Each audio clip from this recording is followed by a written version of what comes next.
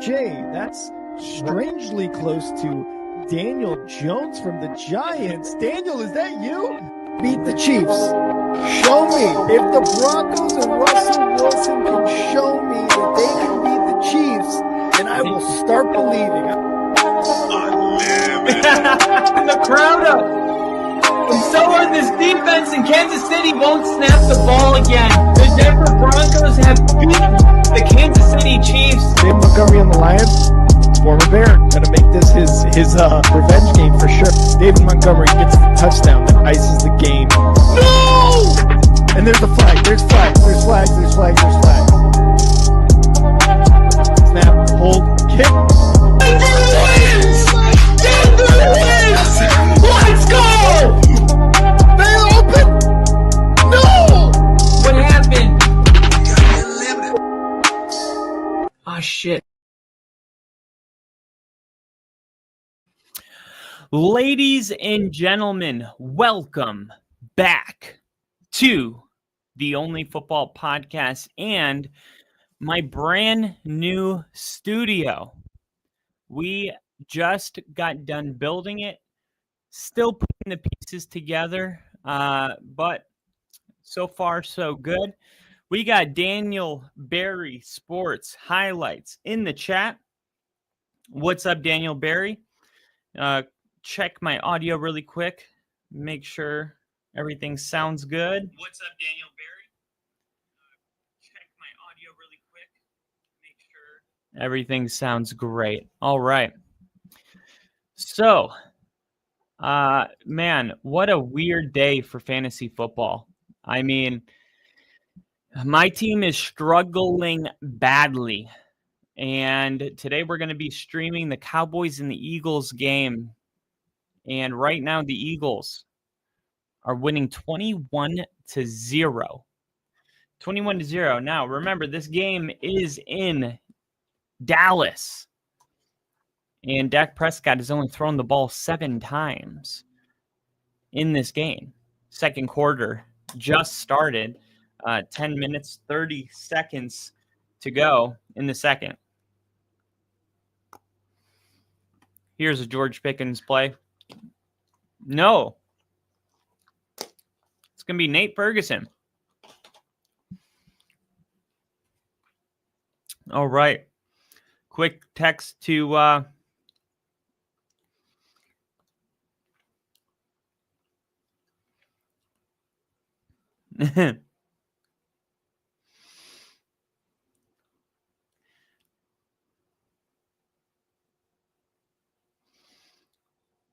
right.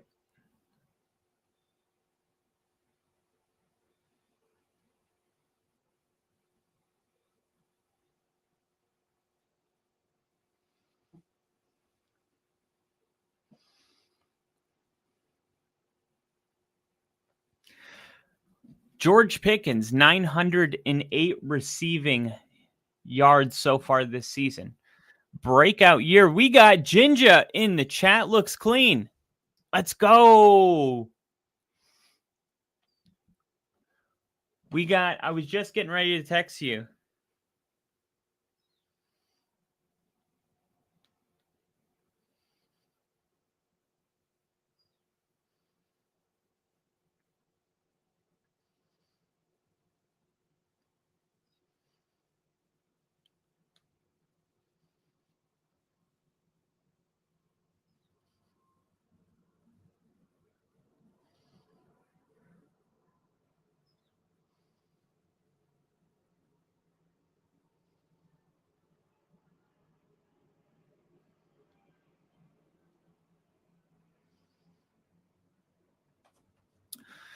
Third down, Dallas needs to get some points on the board. We got Crafty in the chat. Love you guys.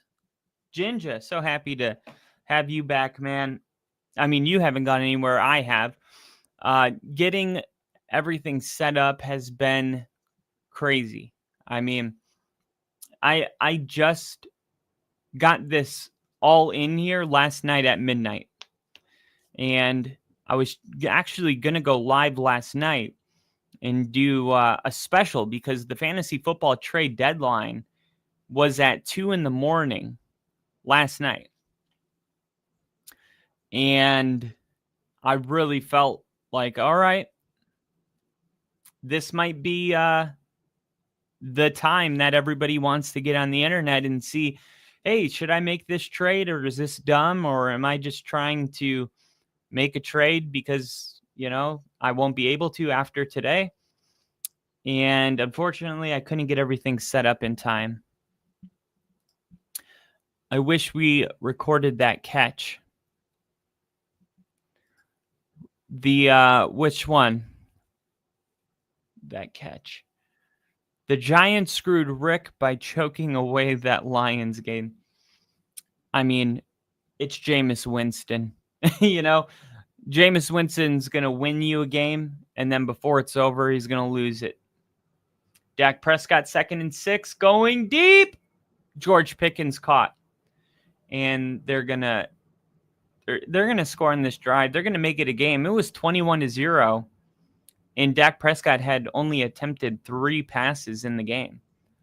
He's 7 for 10 now, but really haven't seen the Cowboys offense stay on the field until this drive. And I'm just hopping into the game, but it doesn't take a genius to see when it's 21-0 and the quarterback's only thrown the ball 3 times.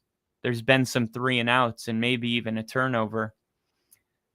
Here is a fake handoff, rollout, throwing to Ferguson, and Ferguson fighting. Oh my goodness, Nate Ferguson will not be denied all the way to the 3-yard line. When we went to the game, we were outside throwing, and you dove into the rocks to catch that one ball, one hand. Oh my God, I know. I wish we would have recorded that. Dude. Honestly, that would have been on the intro video. We're just going to have to do it again. We're just going to have to run it back. Look at this. Look at this. Javonte Williams in Wildcat formation. They're going to say he was down at the 1. Maybe the 1-inch line. He's inside the 1. Yeah, they're going to mark him inside the 1.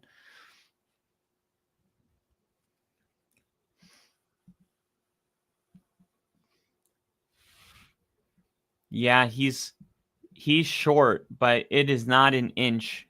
It is a centimeter or 2. Ravens moved atop their division today, while the Steelers fell out of a playoff spot for the time being. Yeah, man. And the Steelers,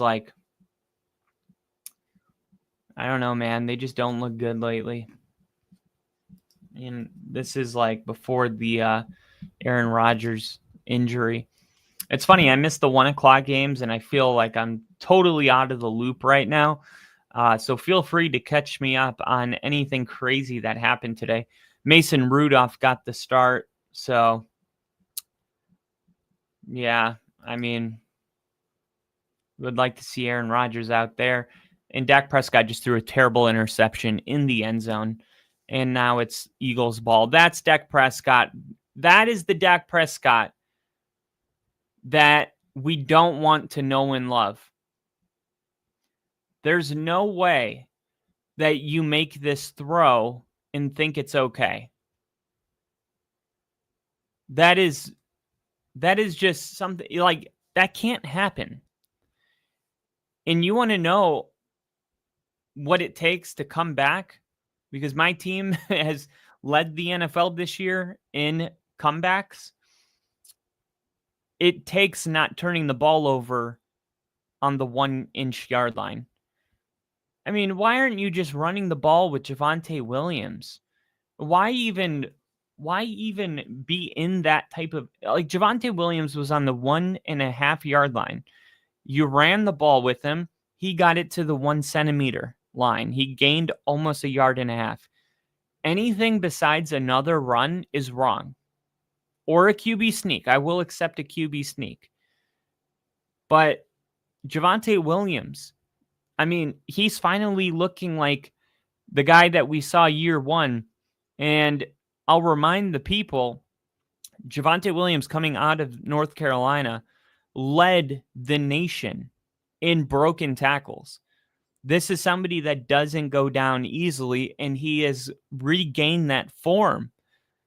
I mean, he's your ideal guy when you need an inch, and you decide to roll Dak Prescott out, and I don't know who I'm more mad at, Dak Prescott for throwing that ball, or the coach for calling that play. And that's what I'm going to write right now on Twitter. I don't know what's more upsetting for Dallas fans. The fact that the coach called that play, or that Dak threw that ball.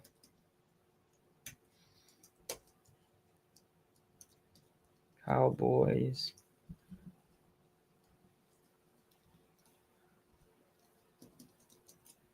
Eagles.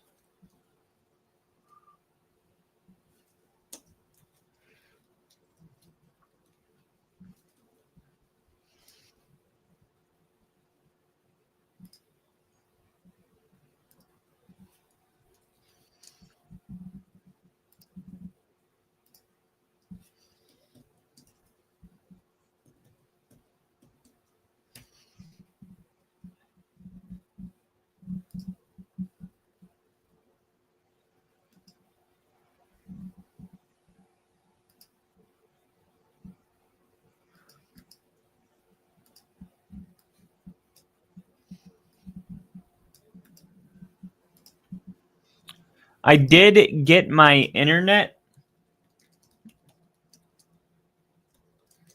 I got my internet speed. It was already really fast, but now I made it even faster.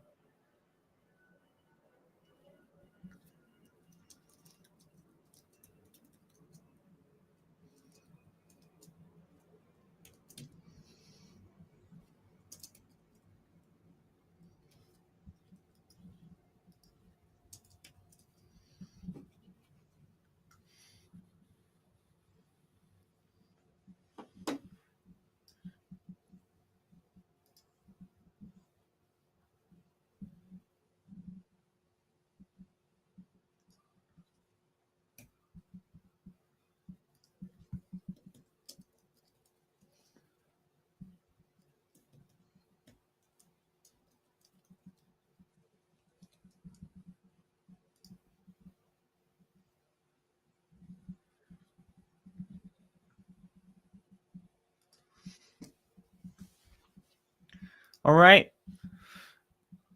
So the Eagles take over, and what's crazy is when I started this stream, there was, 10 minutes and 40 seconds left in the second quarter. The Cowboys go on a methodical drive, take it to the 1-inch yard line, throw an interception. The Eagles take over the ball, and it's 3rd and 2, and here's a penalty. This might be a false start on the Eagles, which would help Dallas, because it's 3rd and 2, and the clock's down to 3 minutes. It is going to be a false start. So now 3rd and 7, clock down to 3 minutes, 35 seconds.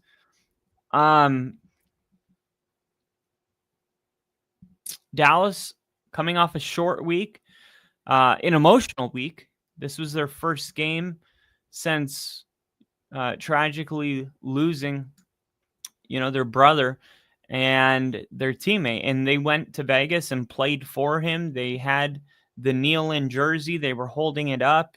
It was an emotional game. We heard that the players went out and, obviously celebrating. They were drinking, and we only know that because the hotel, another false start by the Eagles. This one doesn't get called on the left tackle. It's just unbelievable. It really is unbelievable what the offensive line for the Eagles get away with every single play offensively. And even worse, now now we got a defensive tackle down, it looks like, for Dallas. Anyway, they went out drinking, and one of the people that works at the hotels in Vegas said that CeeDee Lamb was puking in the morning. And CeeDee Lamb made a comment like, that's insulting to assume that I can't like hold my liquor. Something along those lines. And although that's like really funny, it's kind of a wild rumor to start out of nowhere, right? I mean, it's absolutely like, I do believe there's something to be said for too random to be untrue. Like, why would there randomly be somebody saying that CeeDee Lamb was throwing up? Like, it doesn't make any sense to just pull out of thin air. So, I mean, I think CeeDee Lamb had a really funny response, and I think it was the best thing he could have done under the circumstances. But yeah, I do think that he went out. I think he partied, and I think he threw up. I think it's all true. But with the Cowboys getting that win, winning solves everything, and we know this. You can have players pretty much getting away with anything as long as they're winning. But after that game, whether it's the emotions of it, the travel now on a short week, it just feels like that game was. It took a lot out of the team, right? And obviously, with the way this game is going so far, it just looks like Dallas is maybe not going to start playing until the second half in this one.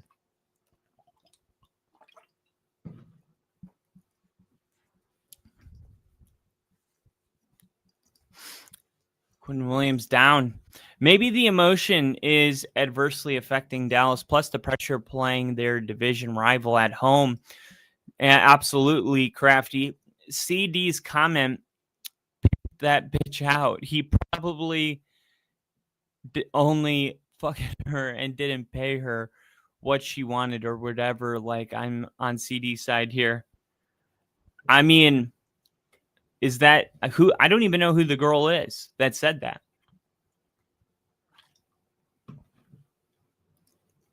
Let me see.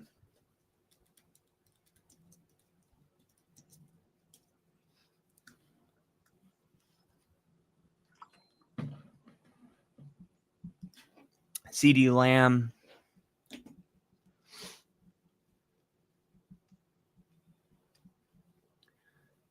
Was benched against the Las Vegas Raiders. Oh, wow. A video circulated online of CeeDee Lamb and George Pickens throwing up at 7:30 a.m. on game day. Rumors then spread to suggest that the players have been partying before an NFL game.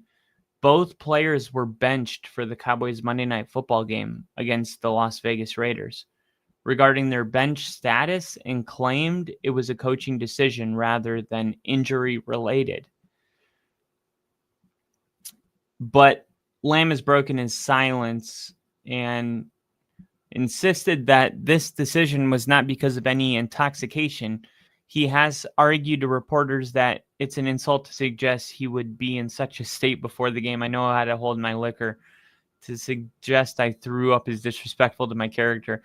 That's so funny, to suggest I threw up. Not to suggest that I was partying, but to suggest I threw up is disrespectful to my character.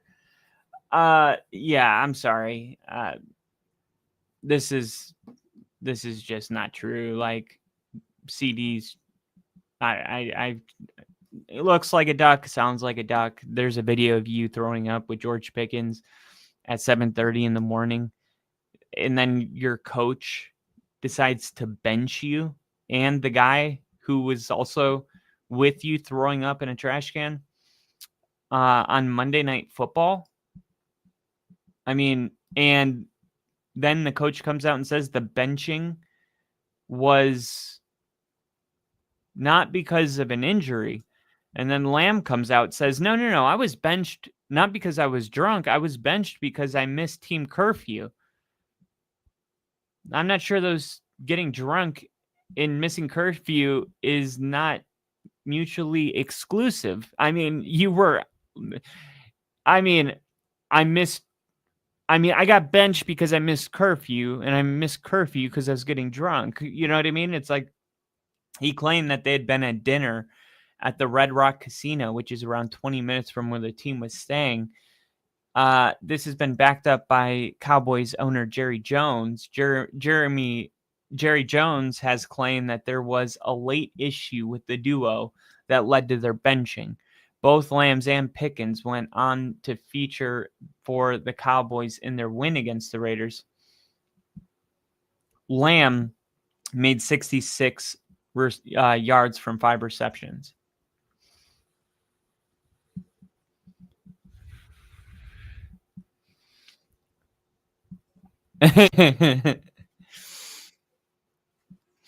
But why would this person randomly say it? Because he didn't pay her off properly.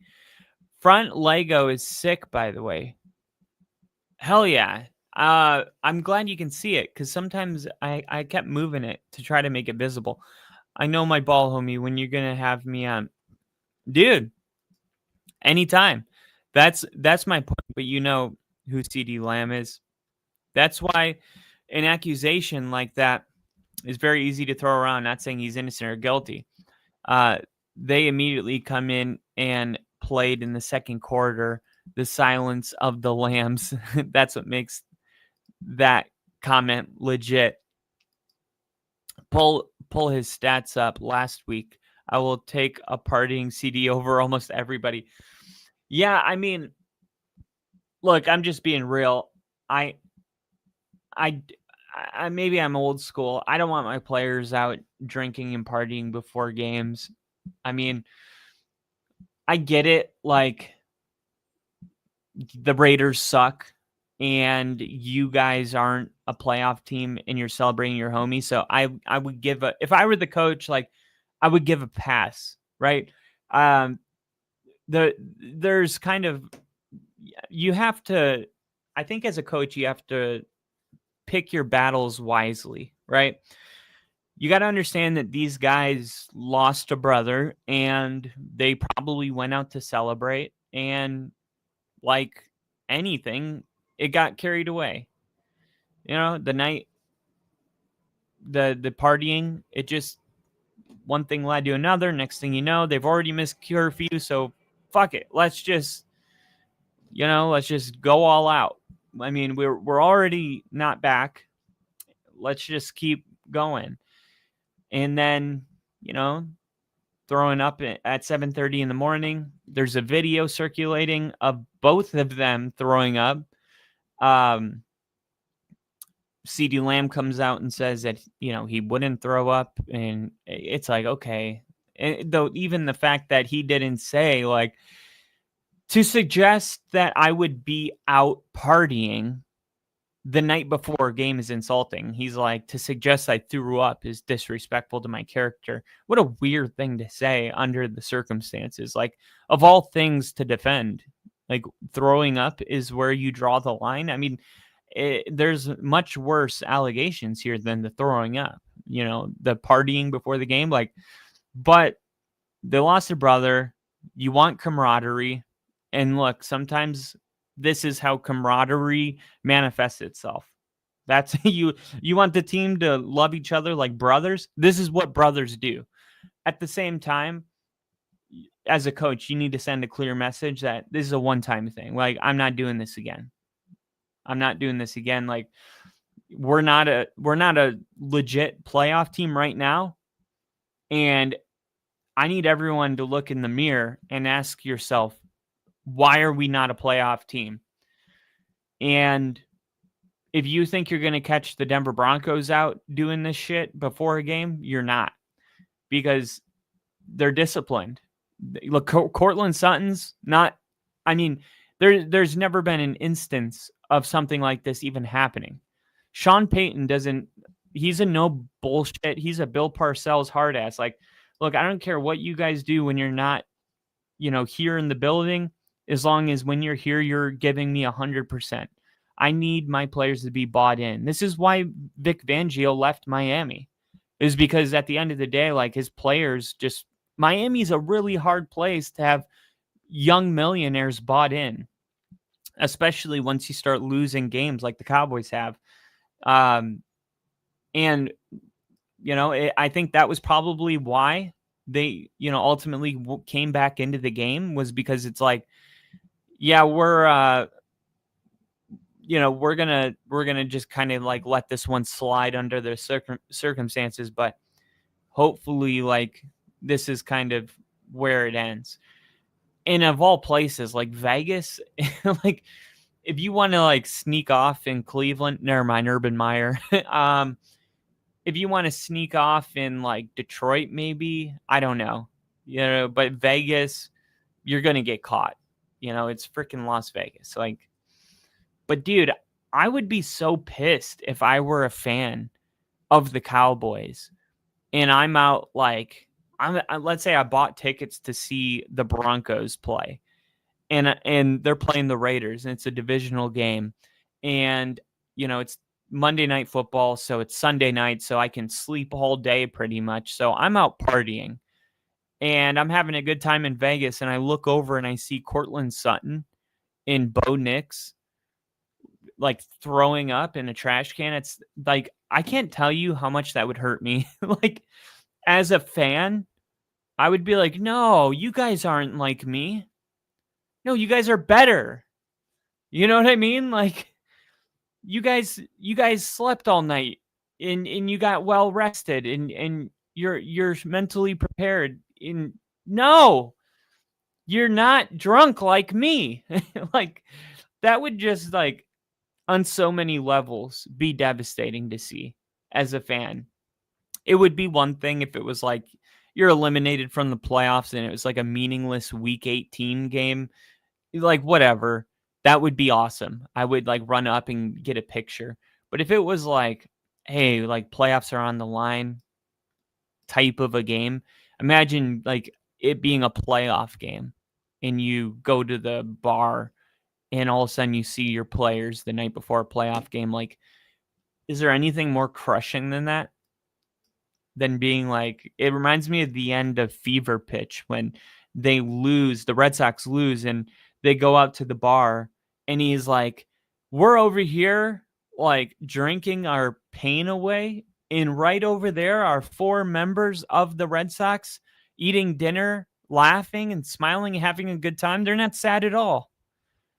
And that's when he's like, yeah, I mean, it's just a job for them. Like, and then he realizes, like, oh, I messed up, and he goes back and tries to win, his girl back over, because he's like starting to realize, like, the Red Sox are down 3-0. There's no way they're going to come back and win it. And he starts turning into, wintertime Ben. And she already knows she loves winter Ben. It's spring Ben that broke her heart. And I can't tell you like how relatable that is. It's like, you as a fan, you're like super, psyched. You're like locked in. And then as soon as you realize like your season's over, it's like, man, none of this even matters. Like, I have clarity now, but it's really your mind just adapting to your new reality for the next 6 months, that you're not going to be watching any more games and it's coming to an end. And all you really have for the next 6 months are the people outside of that football team. And if you mess those relationships up, then you have nothing. You don't have the Broncos or your girlfriend. I think like that movie Fever Pitch, there's no better movie to like that encapsulates like what it means to be a diehard fan, like being a true fanatic. And that's why I think I love that movie so much, is because I'm like, I didn't know others existed until I saw that movie, because it's like everyone I met that's a big fan of their team, it's like, I mean, they kind of like their team, but it's never the same, you know? And then I saw Fever Pitch and I'm like, oh, this guy, this guy gets it. And my brother Morty, he loves Florida State as much as I love the Broncos. Like he like keeps up with their recruiting, the whole nine. College football is a whole different thing, because like if you're dedicated to college, then you keep up with high school football to some extent as well. Shout out Morty. But yeah, I mean, one thing's for sure, right? The Cowboys aren't eliminated from the playoffs, and they could still be 11-5-1, right? I mean, it's 18 games. They play 18 weeks. They play 17 games. So they could be 11-5-1, and that would be good enough to go to the playoffs, but the margin for error is 0. And luckily for them, they were able to get a touchdown to close out the half. And here's the thing, like I do think the Cowboys are going to come back in this game. I absolutely think that's going to happen. Jumping over to the Jaguars and Arizona Cardinals. Dude, I got screwed in fantasy football this week. Like, absolutely screwed. No lube, nothing. I got absolutely wrecked. And big news, I traded Jonathan Taylor last night before the trade deadline. And this is exactly why Jacoby Brissett's just going to throw this away. 3rd and 14, they're going to punt. I couldn't believe I was doing it. You know what I mean? It's like, what a wild thing to do. I mean, certain guys, man, you don't trade. And one of them this year is Jonathan Taylor. But it had to be done. And I will explain in a second. Let me know, by the way, if you're listening. You know, obviously trade deadline was last night at 2 a.m. Did you guys make any trades? Oh, look at this return all the way to the... Oh, he makes one more move. Almost to the red zone. Jacksonville, Parker Washington takes the kick nearly back to the house. Jacksonville 6-4, trying to get to 7-4. So we got 2 games on there.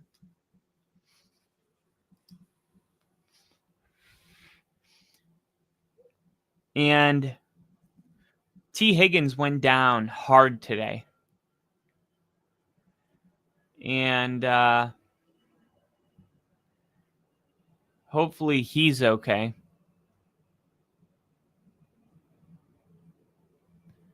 Had to go back and listen. I thought you were trying to say you were going to trade Taylor. I was going to call you dumb. No, I did. I traded Jonathan Taylor last night.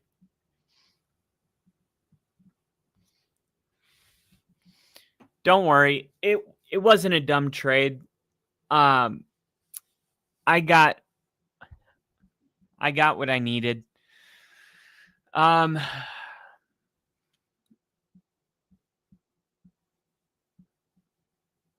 Jonathan Taylor obviously is a great running back. And it had nothing to do with Jonathan Taylor. I had a price tag on Jonathan Taylor. And if anybody in my league was willing to reach that price point, then I was going to sell him. And The Broncos got knocked out of the first round bye because of their bye week, but it doesn't matter. Ultimately, eventually, the Patriots will have a bye week. The only thing that matters is that Denver controls their own destiny. And as long as they win, their games, they're going to be the 1 seed. I'm not. You are on a suicide mission. All right.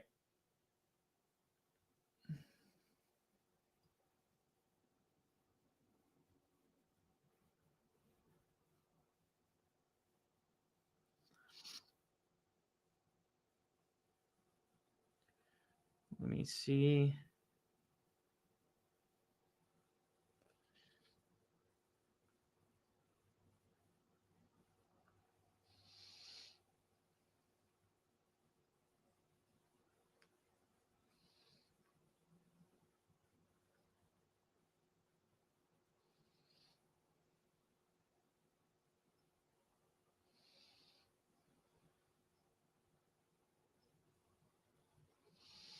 Let's see.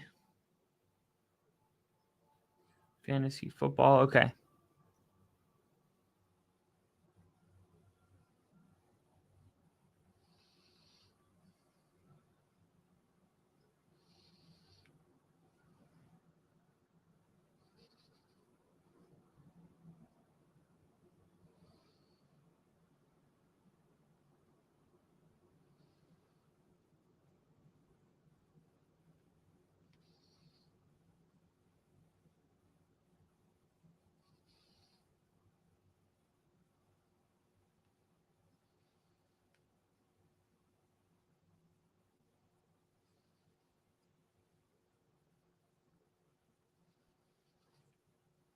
Sorry, just got to respond to this real quick.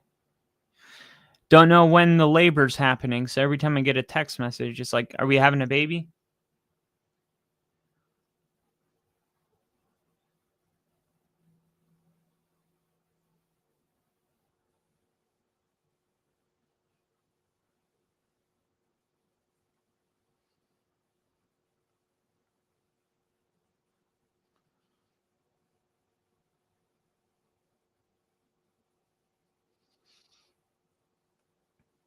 All right, Jonathan Taylor today.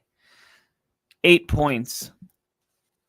This is the first time I've looked at it.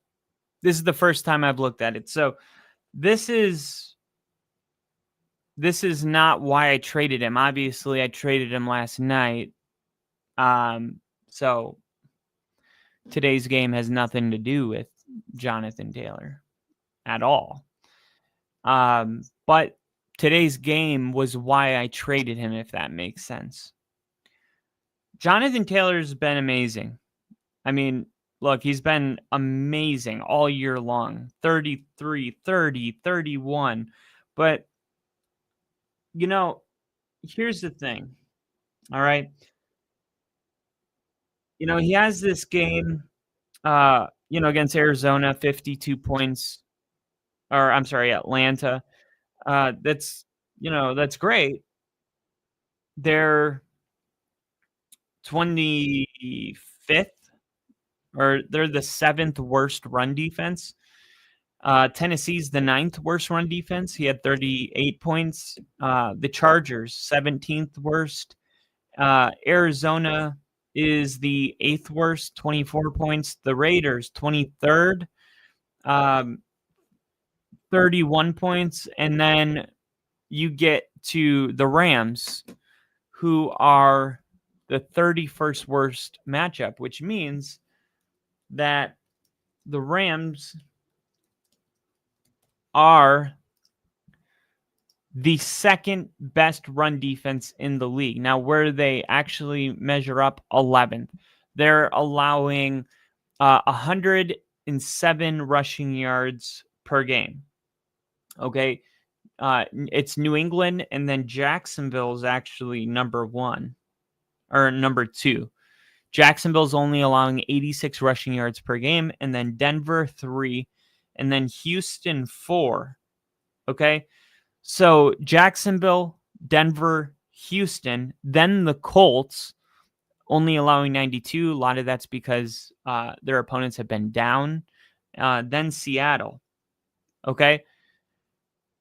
So look, the Miami Dolphins, the Tennessee Titans, the Arizona Cardinals, the Tennessee Titans again, that shit is over.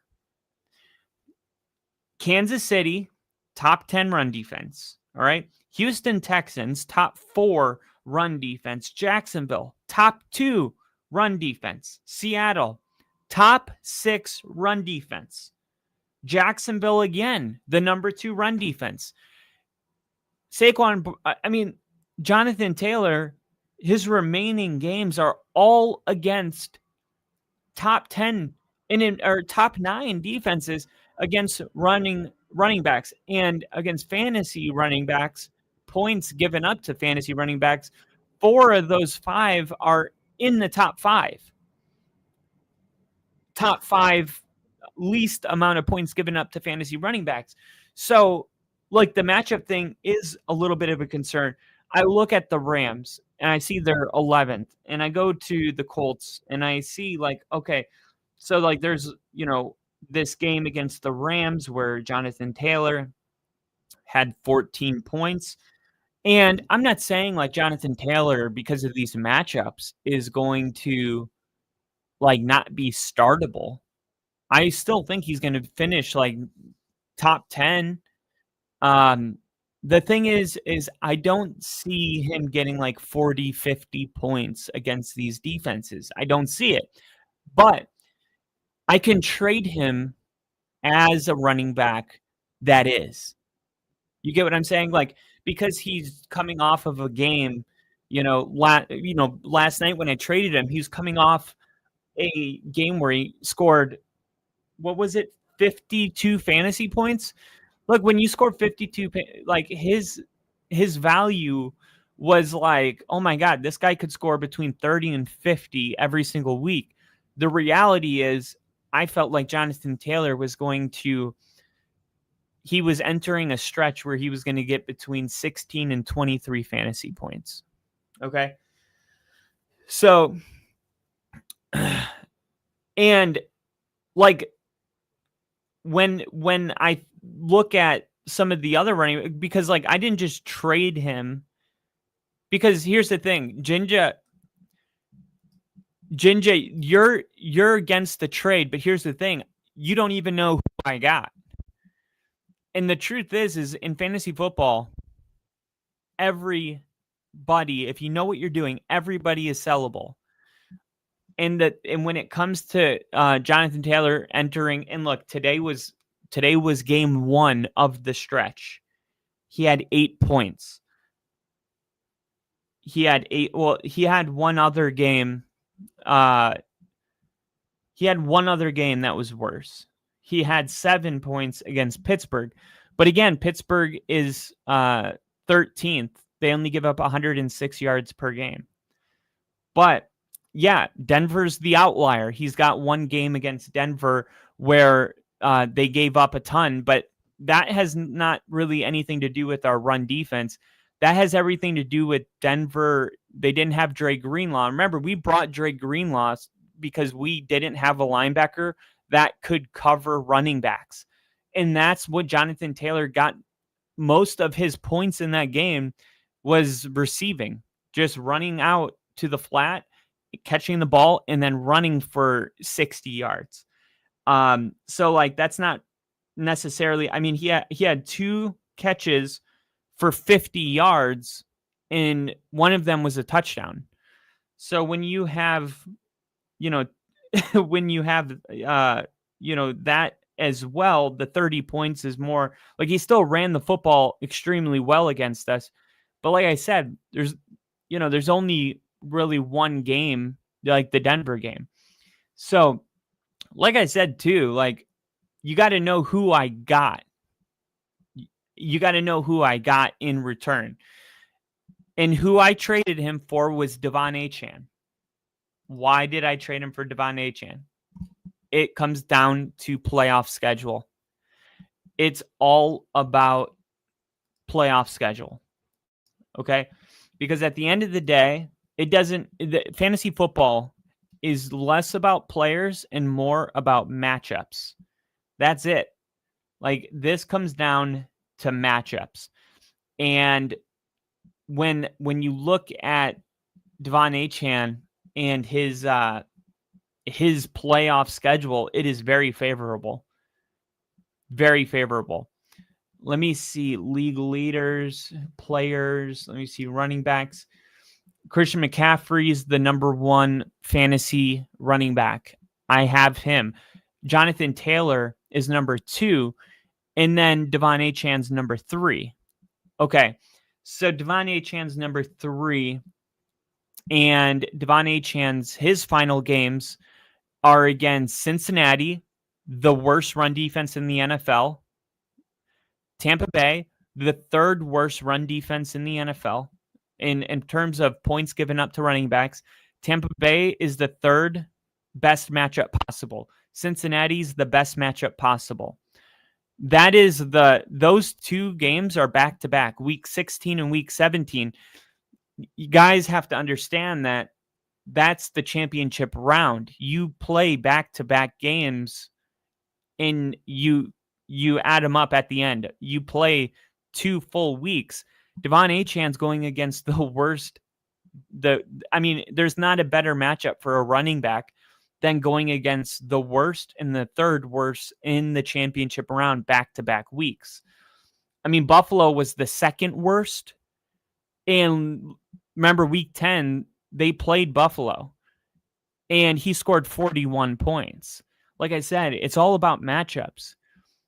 Cleveland is the 28th worst matchup, right? They're one of the best run defenses in the league, and he had 12 points, right? It's not like a Jonathan Taylor thing. It's just a reality of the NFL. You can have a great running back, but if you got a great defense, besides the outliers like Jonathan Taylor against the Broncos, like, that's just not going to happen. Saquon Barkley had like 6 carries or 7 carries against the Broncos. That's it. Devon Achane has an outlier. He played New England, the best run defense in the NFL, and he scored 26 fantasy points. He played the Colts, who were 17th, 27th, and scored 16 fantasy points, but played the Chargers and scored 32.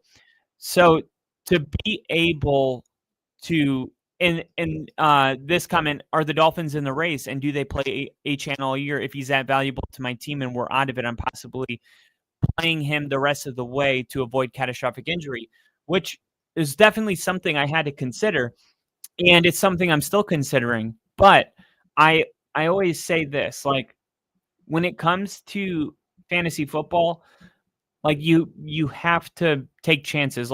People said I shouldn't have drafted Christian McCaffrey 6th overall because he's going to get hurt again.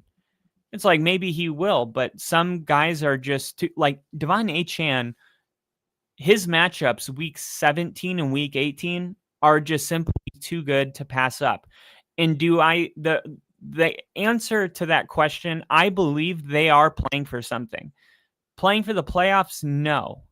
Playing for their head coach's job? Yes. They're playing for Mike McDaniels in his job. And I do think that the Dolphins are going to be playing their best football. And that's been the case, right? They started the season really bad, but now they've won 3 of their last 4. And I think ownership is trying to get a pulse on really who this Dolphins team is. Are they the team that lost to the Jets? Or are they the team that, lost to the Carolina Panthers? Because now looking back on their losses, they have one bad loss, and you start to wonder, who are the Dolphins? Because losing to Indianapolis, New England, Buffalo, or the Chargers, or the Ravens, none of those losses are a sign of a team that's terrible. Those are all really good teams. So maybe with the exception of Baltimore, So then you start wondering, like, okay, then who have they lost to? That's like a weird loss, because if you take them at their worst loss or their best win, like they blew out Buffalo. They blew out Buffalo 30-13, and they got blown out by Cleveland 6-31. So I think the Miami Dolphins, especially now, have won, 3 of their last 4 games. I think they've gotten to a point where ownership is confused about the Dolphins and what they need and where they're going, and Tua and Mike McDaniels. And because of all of that, I think that the Dolphins are, I think they're playing for something from now until the end of the year. And I think that something is to prove who they are, because we're at week 12 at the bye week, and I don't think anybody really knows. I mean, plenty of people are like, the Dolphins suck, but that's just not good enough. We really need more data on this team, because like I said, they have one bad loss. All their other losses make sense. Like, no, they're not good enough to beat, Buffalo twice, but they beat them once.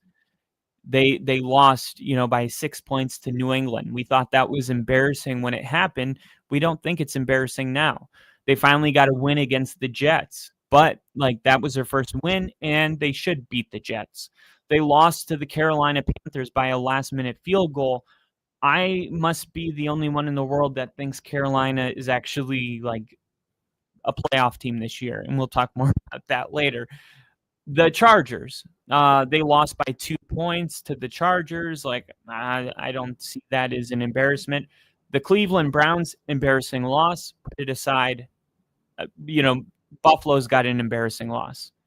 Everybody's got an embarrassing loss, besides the Broncos and the Colts, and that might be it. Like, the Broncos' 2 losses are the Colts and the Chargers. But Atlanta, they beat them 34-10. Buffalo 30-13. Washington 16-13. They lost to Baltimore week 9. I don't know, like, is that an embarrassing loss? But now we go down a stretch where they play New Orleans, the Jets, Pittsburgh, Cincinnati, Tampa Bay, and they could legitimately win all 5 of those games.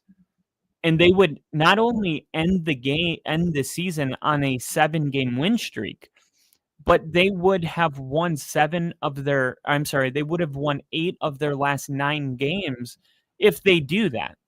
And if they win 8 of their last 9, right, all of a sudden, this turns into a 9-win football team. And we know that 9-win football teams, there's usually a scenario where it's like, if this happens and this happens and this happens, then they can get into the playoffs. But like, yeah, I think they'll beat the Jets and the Saints and even the Steelers and the Bengals and the Bucks. The Bucks week 17 would be the final game, but all in all, I think we're going to see the Dolphins play competitive football down the stretch. And not only did I get Devon Achane, who I think if I had a redraft, I would still draft Jonathan Taylor, but I would do the same thing and trade him now, because I believe that from this point, not this week, but week 13 to week 18, I think Devon Achane will be the number 1 fantasy running back, or the number 2, and Christian McCaffrey will be the number 1. And I think Jonathan Taylor is going to actually be like the number 4, number 5. I think his floor would be like RB6, but still like top 5 running back. But like, I think Jahmyr Gibbs is going to finish above him. I think Bijan Robinson finishes above him. So right there, it's Jonathan Taylor, CMC, Devon Achane, Bijan Robinson, maybe James Cook there. James Cook, Jahmyr Gibbs, and then I would put Jonathan Taylor. Like, you could swap him out with James Cook at 4 or 5. But ultimately, I don't see Jonathan Taylor finishing, from week 13 to week 18 as a top 2 running back fantasy football wise. And it's just strictly the schedule. It's not only just like a cakewalk for Achane, but it's the exact opposite for Jonathan Taylor. I'm actually surprised that the person I traded with didn't, I don't know if he even looked at the schedule or if it was more of like, the guy scored 50 points last week. I don't care what I got to give up for him. I want that guy. And I'm glad he was like that because I got Justin Jefferson and Devon Achane for this trade. So, and Justin Jefferson, boy, like he has a real J.J. McCarthy problem. It is a real problem.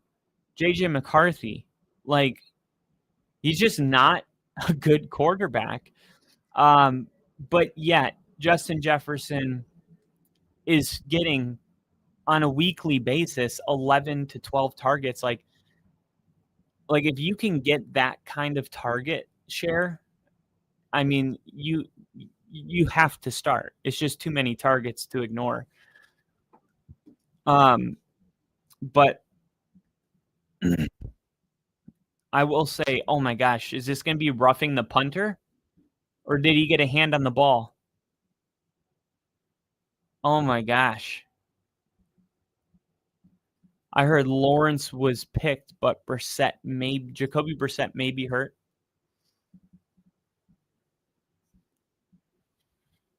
Oh, great. So more problems for Michael Wilson. Wow, he's got 8 receptions for 75 yards so far. That's good. I'm going to be honest. I need Michael Wilson to get a touchdown. If I'm going to win, I'm going to need I'm going to need a miracle.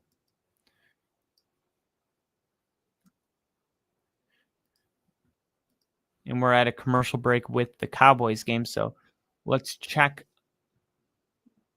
Is this the run?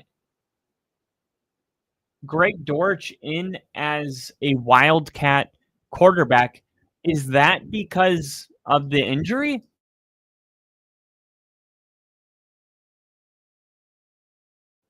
Is that because of the injury, or is this because now they're showing Jacoby Brissett. And he took a shot.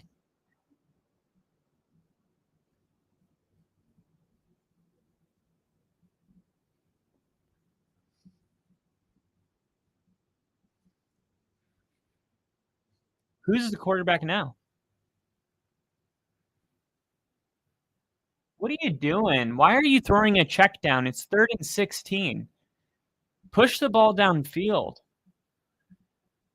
I hate when they come into the game and they throw a bullshit pass. And Jinja said, sorry, I was on the phone or missed the last minute. What's going on here? Oh, okay. So I'll make it super quick since I just went through it all. The final from week 13 to week what would it be? Week 18. Jonathan Taylor, out of all the top 5 running backs, is playing the hardest schedule. There is no running back going against a tougher schedule as it comes to defenses allowing the fewest fantasy points. They have to play Jacksonville twice. Jacksonville has the second least amount of rushing yards allowed to running backs per game. They have to play Seattle. They have to play, every single game's a juggernaut. And it pretty much, that whole 6-game streak started today. I didn't expect him to have 7 points today. I'm like super bummed out about that because he's still on my team until Wednesday. I was hoping to get one more great game out of him, and I do think he'll have great games moving on. My point is that Jonathan Taylor right now is the second best running back in the league as it comes to fantasy points. He has 10 fewer than Christian McCaffrey. Devon Achane is the third best running back. But if you just started right now and gave all running backs 0 points, I think Christian McCaffrey finishes with the most points. And I think Devon Achane is going to finish with the second most points. And then it'll be like Bijan Robinson, Jahmyr Gibbs, and then I think Jonathan Taylor is going to fall right around that area just because of matchups. Matchups alone. I mean, matchups is everything in fantasy football. You have guys that are, I mean, Jonathan Taylor is still going to be like, if the guy declined the trade, then I wouldn't be like, how am I going to win with Jonathan Taylor? It's not about that. It's just, I got Jonathan Taylor and then Justin Jefferson. I got Justin Jefferson as well. My team didn't really have a wide receiver that was getting 11 targets a game, and Justin Jefferson brings that. And I felt like I could buy low with Justin Jefferson because he hasn't been, playing great lately with JJ McCarthy. And I'm like, well, this is my best chance at getting a wide receiver that, is a top 10 wide receiver. People don't give those up. They just don't. They hold on to him. Justin Jefferson right now is 1, 2, 3, 4, 5, 6, 7, 8, 9, 10, 11, 12, 13, 14, 15, 16. And what's crazy though is that if you organize it by targets, Justin Jefferson, 1, 2, 3, 4, 5, 6, he's 6th in the league in targets. So Jamar Chase, JSN, Chris Olave, Drake London, St. Brown, and Justin Jefferson. I'm not getting Jamar Chase. No one's trading JSN. Chris Olave, not getting that. Drake London, nope. And St. Brown, no. But Justin Jefferson, because of the way things have gone with JJ McCarthy, I'm able to get somebody that's like, yeah, I'll get rid of JJ McCarthy and trade Devon Achane for Jonathan Taylor. And like the thing is like if Jonathan Taylor, if Devon Achane, he's going against the worst, because it's really about the championship. You're looking at week 17 and week 18, because then if you're in the championship round, you play 2 games, you play 2 full weeks, and then you add all your points at the end. So I'm looking at week 17 and week 18, and the Dolphins are going against the worst defense to running backs, and then the third worst defense to running backs in back-to-back weeks. I think that's where you win your championship, are those type of matchups. While Jonathan Taylor will be going against the third best and the 5th best and the 4th best. It's like Seattle. I mean, I mentioned it earlier, but Jonathan Taylor's schedule is brutal down the stretch. Very, very, very brutal. And it's weird. Why can't I see Jonathan Taylor on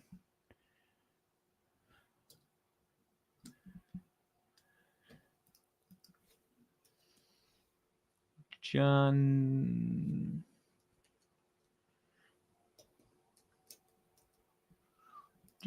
Taylor? Yeah, he's going against Jacksonville twice. They're the second best defense against running backs. Seattle, Houston, and the 49ers. The 49ers are the only team where you're like, he could have a good game. Like a 40-30 point game. But yeah, like weirdly enough, Jacksonville, they're the second best defense in the league when it comes to rushing yards allowed to running backs. I can't believe it. I didn't know that. I had no clue. I'm like, why isn't that being talked about more? I feel like no one has I've heard about the Patriots and Mike Vrabel, but no, I haven't heard anything about how good Jacksonville's been against the run. Speaking of Jacksonville, I'm looking at is that Parker Washington going into the medical tent, it looks like?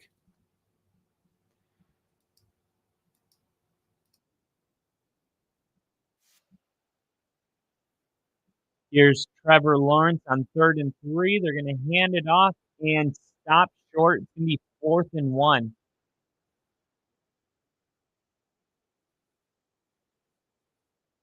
The Cardinals are the best 3-7 team in the league, man. I remember saying 2 weeks ago that if the Cardinals had just scored 5 more points per game, at week 9, they would have been 9-0. They lost 5 games in a row by 4 points or less. I know that it feels like it's been a while, but I've been saying this. Jonathan Gannon, if you look at his drafts, right, even his first year, usually you go to the draft, you walk away with 6 to 8 players. That's pretty common. This motherfucker was leaving the draft with a new team. This guy was drafting 13, 12 players. I'm not kidding. Like, this guy, I said it then. I'm like, he's building. It's going to take some time because he's legitimately building this thing. The problem is, like, Jacoby Brissett's been his quarterback, who he's not bad, but he's not going to save your franchise. And Kyler Murray is like, he's questionable. And I think that the early question is that the Cardinals are continuing to lose games like today to the Jaguars, by 3 points. They're going to blink and they're going to be, 3-14. And people are going to think that the Cardinals are a bad team. The reality is, like, the Cardinals are almost there. They're starting Jacoby Brissett. Like, I've been there. I've gone with Teddy Bridgewater, and the Broncos had a good team, but these are just serviceable guys. Like, if your guy goes down and you need him to come in for a game, these aren't guys that are going to, start a whole season and take you to the playoffs unless you have, like, the best defense in the NFL or something like that, the best running back. And that's just not the case for the Cardinals, but the Cardinals are very close. And the early question with Arizona is, if they finish this year and they have 3 or 4 wins, where are they going to be drafting? Because if they're drafting in the top 5, would they draft a quarterback? Kyler Murray has proven that he can't stay healthy. He has proven that he has not lived up to his contract. And we've seen, look at Sean Payton. It was like, how are they going to eat all that dead cap money? They're going to be in a hole for the next 3 years trying to climb out of this dead cap. The Cardinals have drafted so many players that they don't have, like, guys on their team that you're like, oh yeah, like they're paying this guy, they're paying this guy. Like, these are a bunch of guys on rookie contracts. Like, Zach Allen was someone they were going to have to pay. He went to Denver and got paid. It's like, you really can't think of many people that the Cardinals are paying right now. They got Marvin Harrison Jr. on his rookie contract. Trey Benson's on his rookie contract. They got a bunch of journeymen. They got Michael Wilson. Like, these guys are, they're filling the role, but they're not Justin Jeffersons. There's no Jamar Chases on this team. And as far as money goes, and I'm thinking that, yeah, the Cardinals might just eat the dead cap money from Kyler Murray and go ahead and draft a new quarterback this year, because it's a loaded quarterback class. And if they hit on a quarterback like the way Denver did with Bo Nix, they would be the team that goes from winning, 4 or 5 games. I think they're more of a 6-win team this year than a 3-win team. But if they hit on a quarterback next year, they're the team that will win 10 games next year. Like, remember that I said this, and Jacoby Brissett just nearly threw an interception again. this would be the pop team next year. The Cardinals. They will if they draft a quarterback. Let me see. How much money would the Cardinals eat if they cut Kyler Murray at the end of 2025? All right. If the Cardinals cut Kyler Murray at the end of the 2025 season before June 1st, they would incur a dead cap hit of $57.7 million. Financial penalty would be the second largest dead cap hit for a single player behind Russell Wilson in 2024. Now, remember, when the Broncos cut Russell Wilson, guess how much money they lost? $85 million will not be available to the Denver Broncos because they have cut Russell Wilson. I can still hear Pat McAfee right now. And look at us now. I think it's getting to that point with Kyler Murray. Super talented. I mean, an amazing athlete.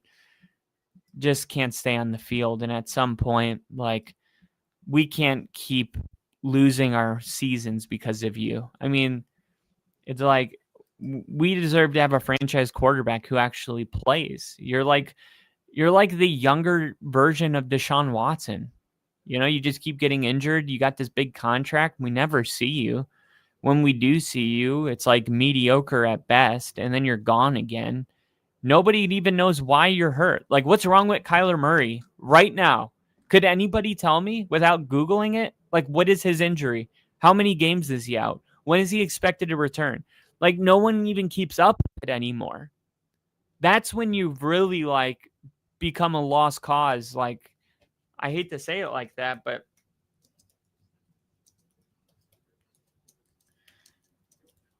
how frustrating is that? It's like, what is it? A foot injury? Week 5? I mean, he got a foot injury week 5. Like, I don't know, man. It's like there's something to be said about people that can't stay healthy. And I think it's just time for Arizona to just eat the money and move on. They would be much better off drafting. Yeah, sure. Eat the, what was it? $57 million. Yeah. $57 million. It's nothing. It's nothing.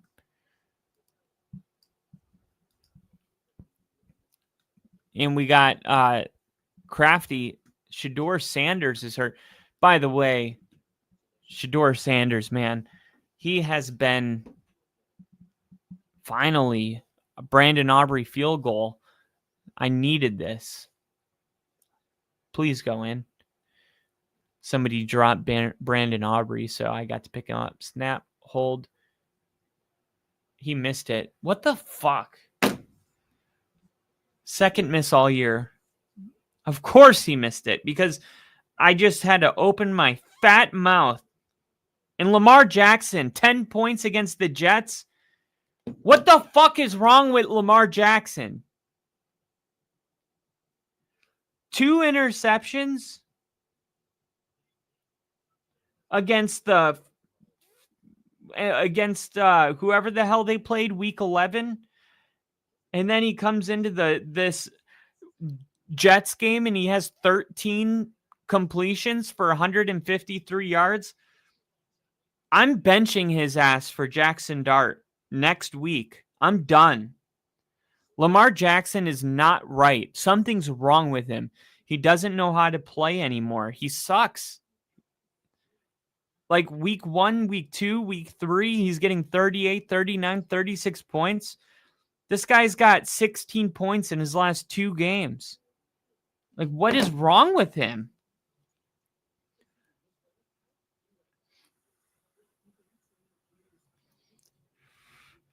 I was undefeated until Lamar came back.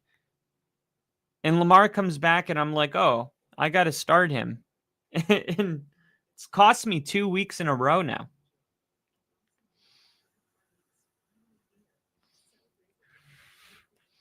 I need Michael Wilson to go off. I need Michael Wilson to go off if I'm going to win this week. I mean, I'm projected. I'm losing by 40 points right now. And all my opponent has left is Bryce Young. He's got 99 points, so he's probably going to score. If I got 40 points from CMC and like 20, I would get 59. I need Michael Wilson for the Cardinals to get a touchdown or something.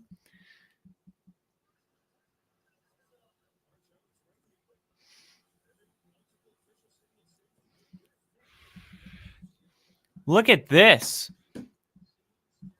Look at this.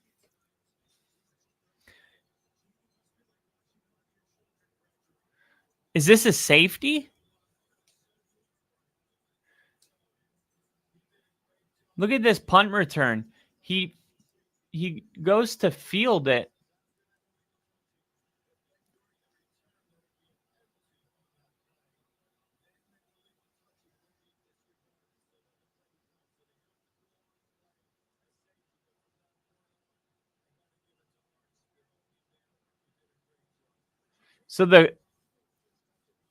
So the Jaguars are now backed up on their 1 yard line, and they're going to hand it off.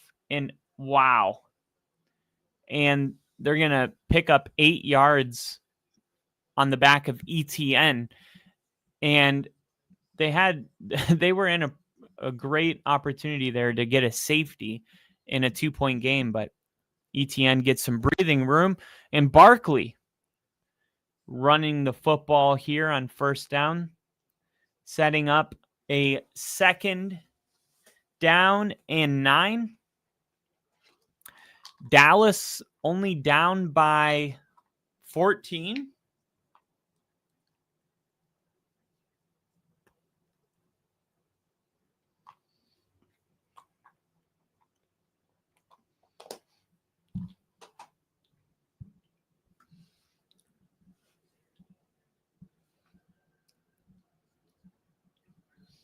Man, Jamison Williams with 0 points today.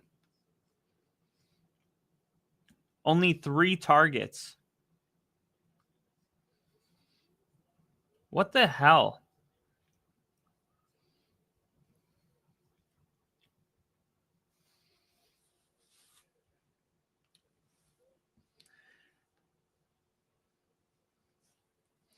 How the hell do you have 0 points? He's got 19, 24, 25. He's like coming into this game, he's super on a hot streak. And today he has 3 targets, no catches. It's like, what the hell? It's so funny seeing the Eagles struggle offensively against Dallas. It's like, it's funny. We beat both of these teams and they're so different. It's like, I was telling somebody the other day, when they were saying, no, I'm still not sure about the Broncos. And I was like, it's so funny. It's like they beat the Super Bowl champion. They beat the team that played in the Super Bowl, the Chiefs. They beat the best defense in the league, the Texans, and they beat the best offense in the league, the Cowboys. Like they've proven that they can, beat anybody in any type of game, whether it's a defensive game or it's a game where it's like, okay, we're playing a really good offense. We're going to need, Bo Nix to throw 5 touchdowns. Like we've done that too. So it's weird. Like I understand like teams like New England, maybe you're like, man, that schedule is just so easy. Like I'm not sure I'm sold on the Patriots. Like I need to see them play an opponent, and Tampa Bay can't be there. Like, see, I told you they were good. Like, I need something better than that. I need something better than, Tampa Bay. I need them to play the Colts. I need them to play the Eagles. I need them to play. I would accept the 49ers, or I'm sorry, the Rams. Quinion Mitchell, that looked like early contact, but that doesn't get called.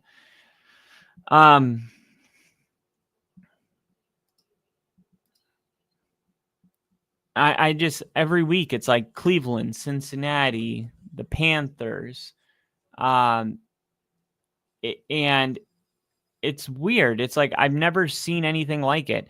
I remember it was week 9 and there was a graphic that said opponent, like the weakest schedule up to this point, and then the remaining games.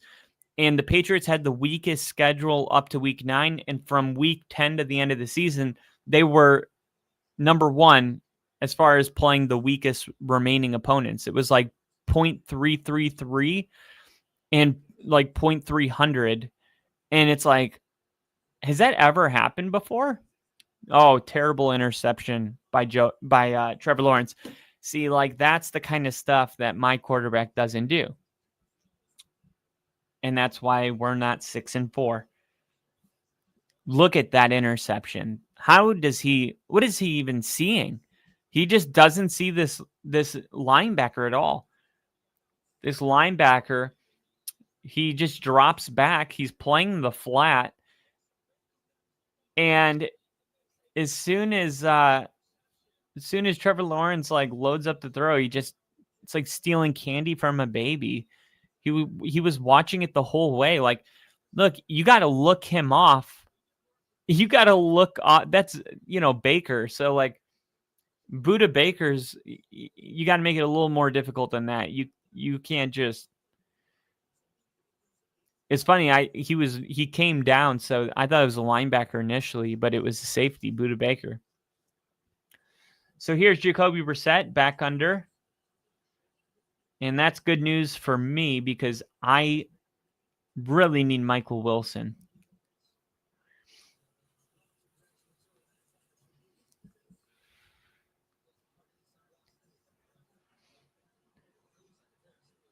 Dude, those Cartier sunglasses are fucking nice.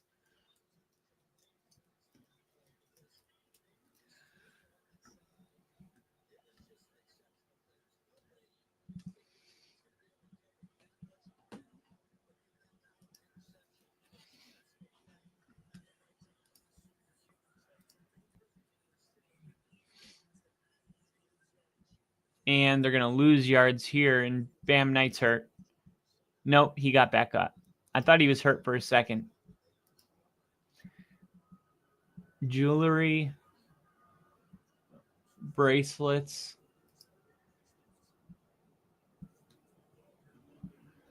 Wow, could they get any weirder looking people to model their fucking jewelry? What is it about artists that they're like, yeah, we have to be fucking super weird? It's like, I like art too, but geez.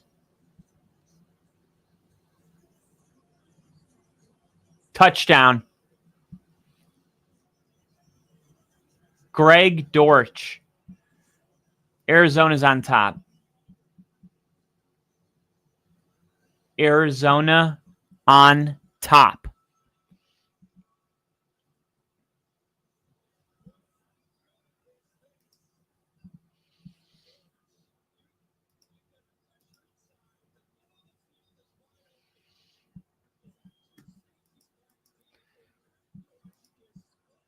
Cartier is the watch. Princess cut diamonds. Is that Cartier? I think it's spelt like this. It's funny. My sister actually got a bracelet as her wedding present. And I was like, damn, I love that bracelet. And I looked it up to see if I could get it. And like the cheapest one, which is the one I assume she has, it's like $5,000. I found one. And I'm like, put 200 on the dash, Cartier jeans. Ain't no way I can sag. My bad, I'm poor. No, you're good. I didn't know how to spell it either. I just typed it in Google. And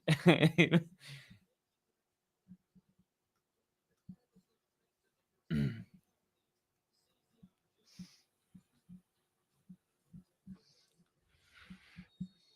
looking at their sunglasses now. Let me see. I saw that mini bags, evening bags, watches, jewelry, Trinity, Panther Day carrier. Damn.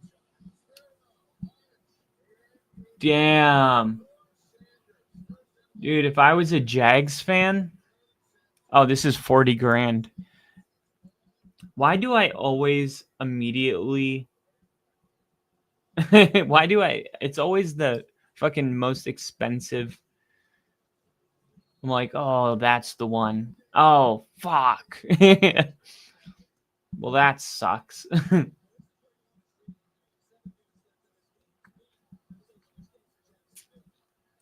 Damn, 30 grand. This is so cool. 144 grand.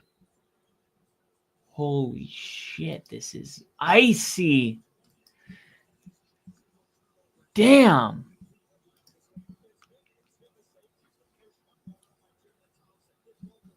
Is there anything I can afford? Anything at all?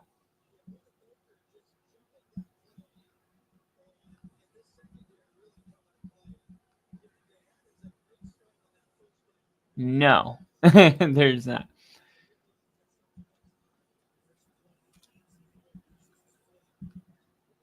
It's crazy how expensive this shit is. Let me see. Necklaces. And let's go sort by prices low to high. All right. So the cheapest necklace you can get, we're looking at 10 G's. I don't see 10 grand. Like, there's definitely jewelry here that I'm like, yeah, I definitely see the value in that. And then there's other things where I'm like, yeah, I don't see how that is that expensive.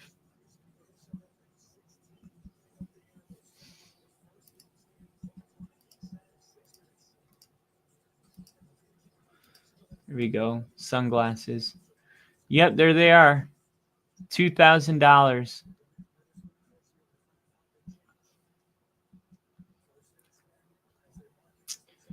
Let's see. Do they for him? Yeah, here we go.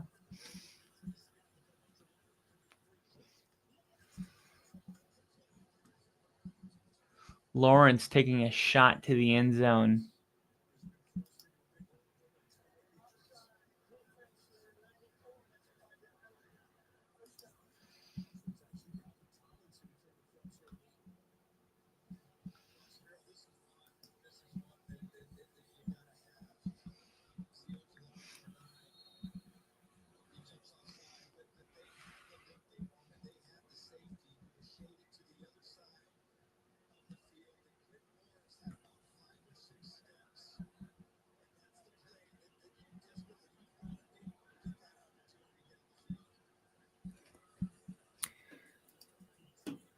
ETN, gain of 1. Keeps those legs churning.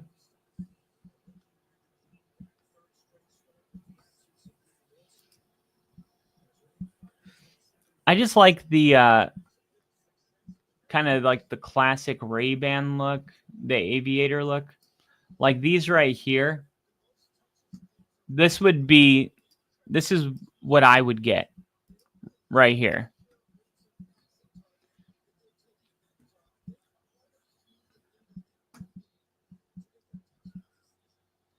Simple. Yeah, those are the ones.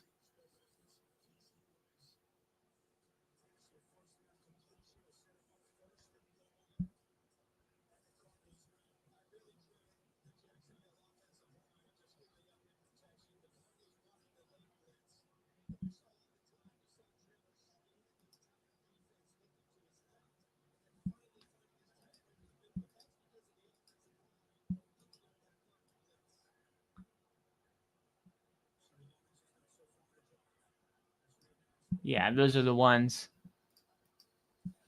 Those are it.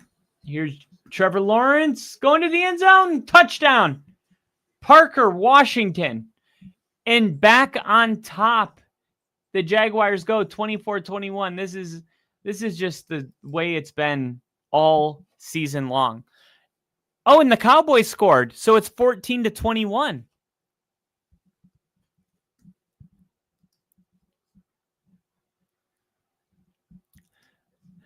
Hot Dog, Travis Scott, and Gonna Fire. My bad. I just know like stuff without liking for like literally ever.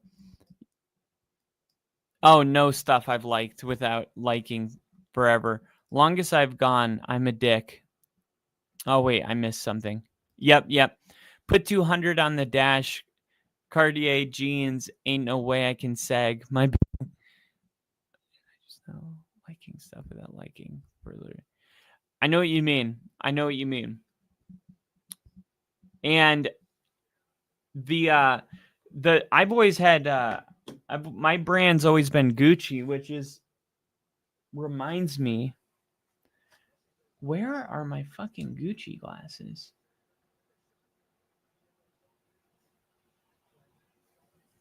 I don't remember where my Gucci glasses went. I gotta find them, man. I gotta find my shit. I hate moving for that reason right there. Shit just disappears. It's like no matter how hard you try to be like, I will not lose this item.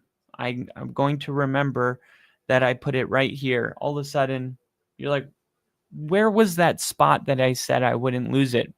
And I'm sorry, I haven't shown you guys this whole time.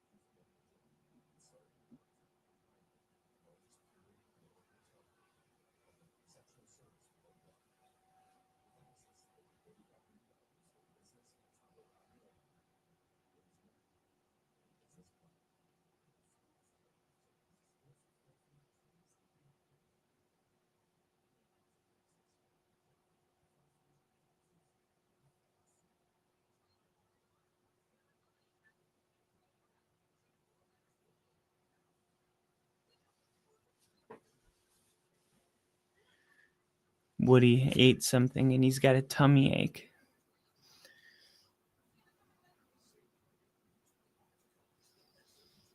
He's not feeling so good today.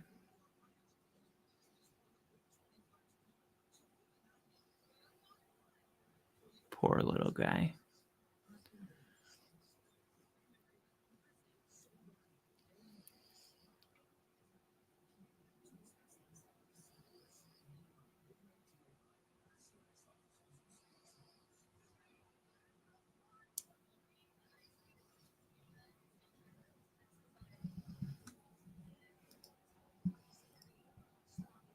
They say hi in the chat.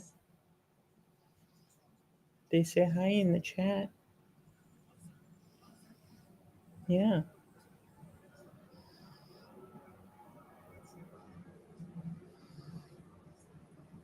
You feeling okay? Poor baby. Poor baby.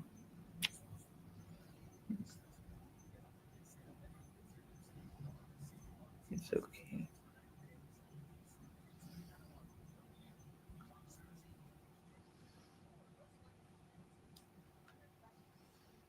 Man, here we go. And we are back through 3 quarters. The Eagles only 48 rushing yards. And that's why the Eagles, man, they are just such a question mark. Like, people think this is the best team in the NFL. And I'm like, I don't know. I don't think so. It's like they can't really run the football well. They don't really throw the football well. I mean, A.J. Brown is pissed off every single week because they're not, throwing the ball well. And then they're like squeaking out these wins. And you're like, okay, I guess the Eagles are good. Here's Hurts again. And this one's complete.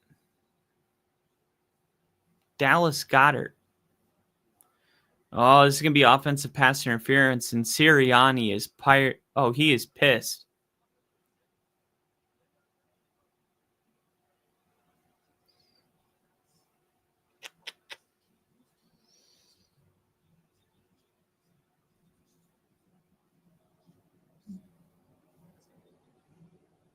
You're a good boy.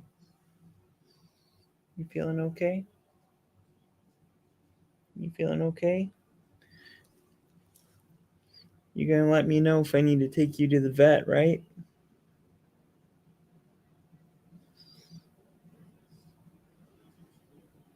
You going to let me know?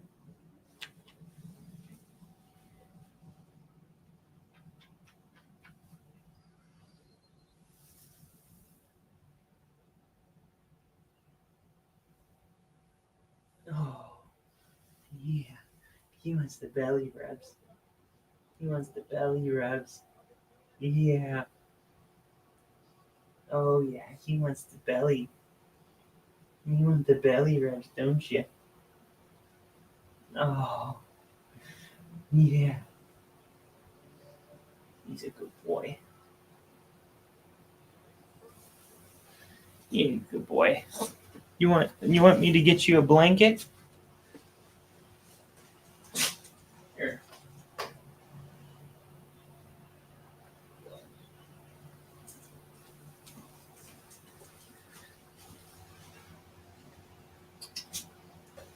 Here you go. There you go. There you go.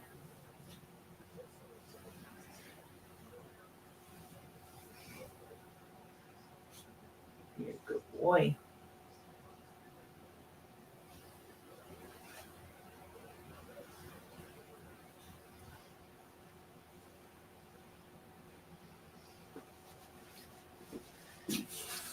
All right. Thank you, guys. He's been feeling a little sick today, so just trying to keep an eye on the little guy, make sure I don't need to take him to the vet.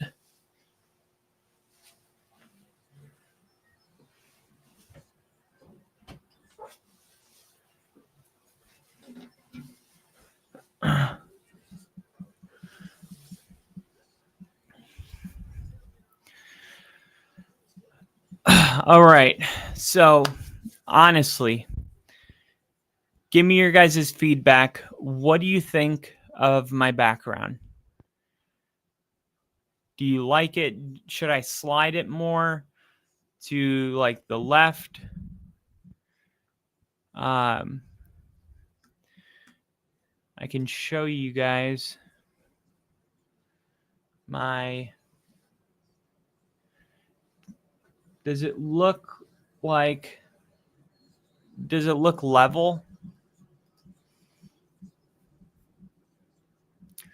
Wait, it wasn't like that. It was like this. There. Um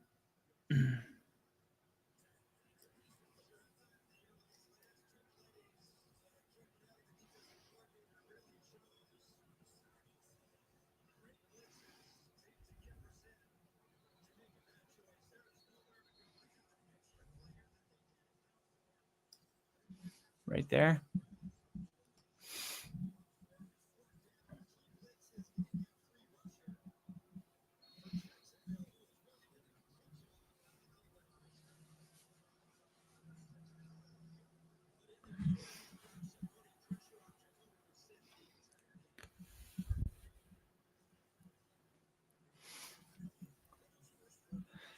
2nd and 7.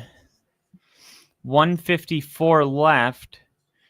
Cardinals have one timeout, and they're bringing pressure, and this is going to be caught short of the first down, but he's inbound, so the Cardinals are going to burn their final timeout with 1:48 left, and it's this is the game.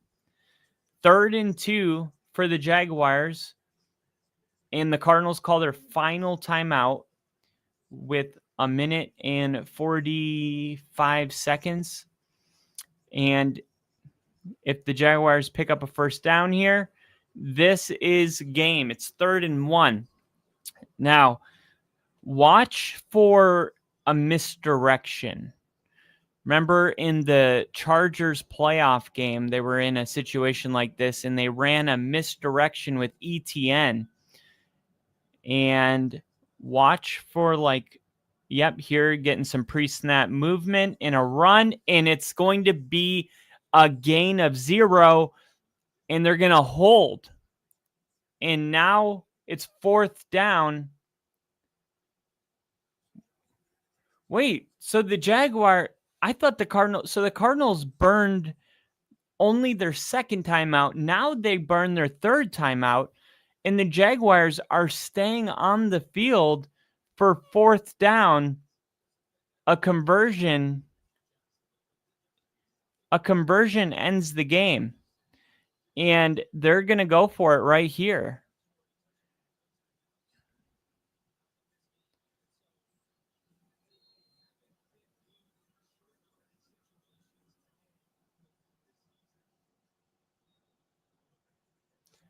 They're going to substitute a new personnel group on. 14 for 23 on 4th down this season. That's 4th in the NFL. And here we go. 4th down. Let's see if they just try a hard count. They're going to actually do it. And it's not there. And Trevor Lawrence has to just throw it downfield. And it's incomplete. No flag. Tim Patrick is the intended receiver. Liam Cohen and Trevor Lawrence, a very intense conversation. Now a penalty flag comes out.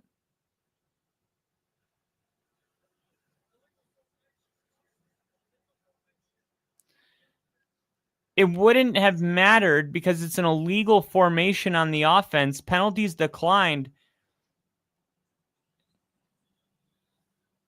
And it was on.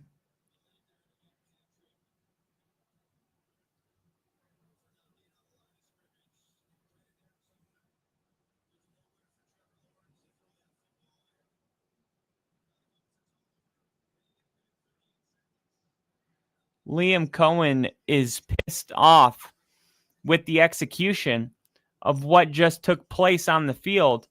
And Chad Ryland is now practicing his kicks because here is an opportunity. And Jacoby Brissett just skids this one into the dirt.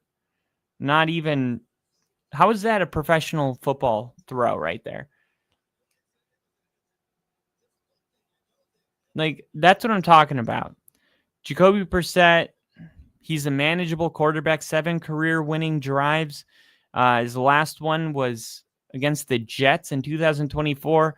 But, then you're going to get throws like that where you're just like, what is that? Here's a quick throw, and it's incomplete again. Now it's 3rd and 10. And Jacoby Brissett, he is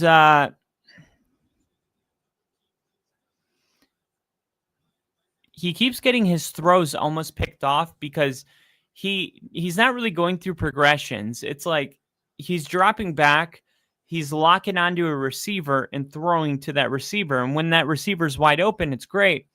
But when he's not, here is caught.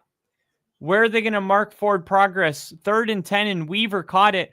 They're going to mark him a yard short, and the clock continues to tick. And they want to make sure they get in a good play here because this is the game if they don't convert. And they're just going to hand it off, And that's going to be good for a first down and more. And here we go. 57, 56, 55, 54, 53, 52, 51, 50, 29. Here we go. 49. And Jacoby Brissett firing, caught. And there's a flag on the play. It's called in the secondary for Jacksonville. 12 men on the field on Jacksonville. 5-yard penalty, still first down. Why would they accept the 5-yard penalty? Oh, to remain first down? Because I was going to say they just had a 5-6 yard completion. So I guess instead of 2nd and 4, you get 1st and 5. All right. Here we go. 42 seconds. And Jen just said Daniel Jones didn't look great today. Here's a throw, and it's Dortch. And Dortch nearly gets to the field goal target line. And Cardinal fans just hoping Jacoby Brissett can not have fans say that what Jinja is saying about Daniel Jones when this game is over, which is Jacoby Brissett didn't look great today. Hopefully, it's Jacoby Brissett looked amazing in that game-winning drive. They are 2 yards away from the field goal target line. They want to get closer than that. Oh, he got him burned, and he's going deep. Caught! Michael Wilson. He did a double move on the outside.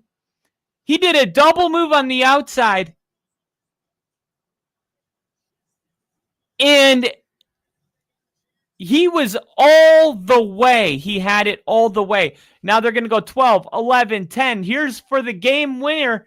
He's going to throw it back. Oh, trying to throw a back shoulder. To Michael Wilson. And now it's going to go to overtime. He bites hard on the double move.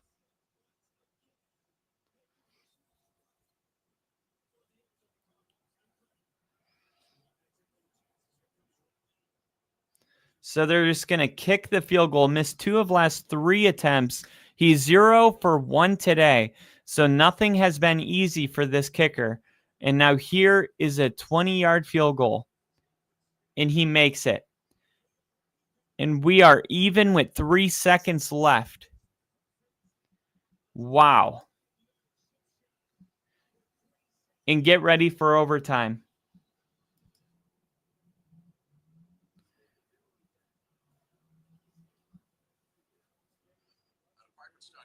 See, how did Shedeur Sanders look today?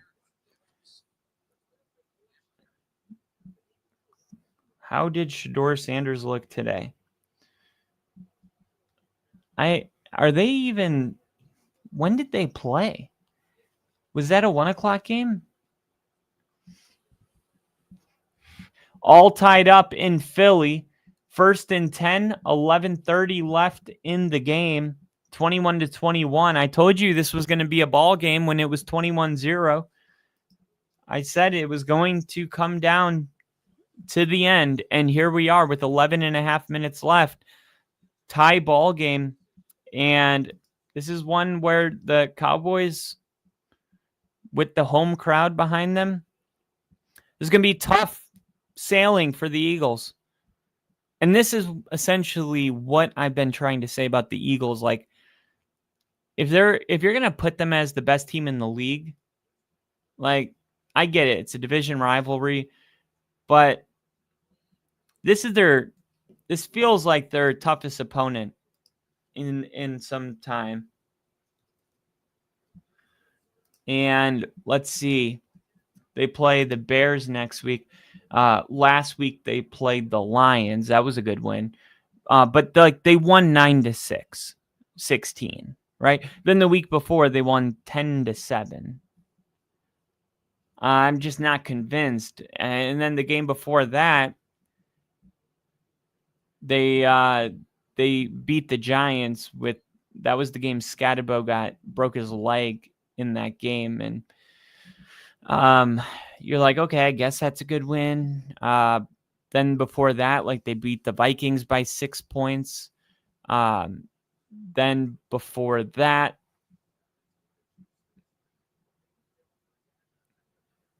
that's weird. Why is it going in that order? That's not true. It's saying the oh wait, no. The Broncos beat the Eagles 17-21.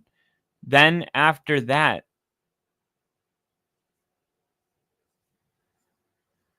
whoa, the light just went out. Wow, this is what it looks like. This is what it looks like with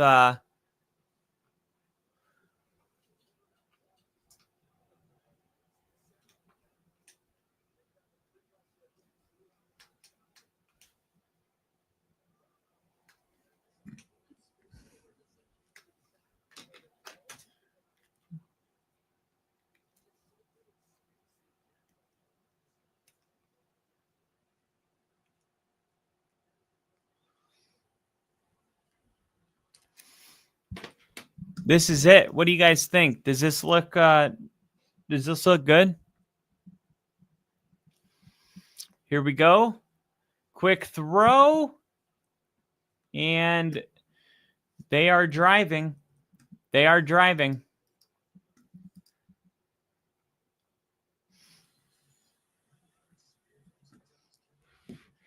And it looks like Jacksonville is going to get the ball.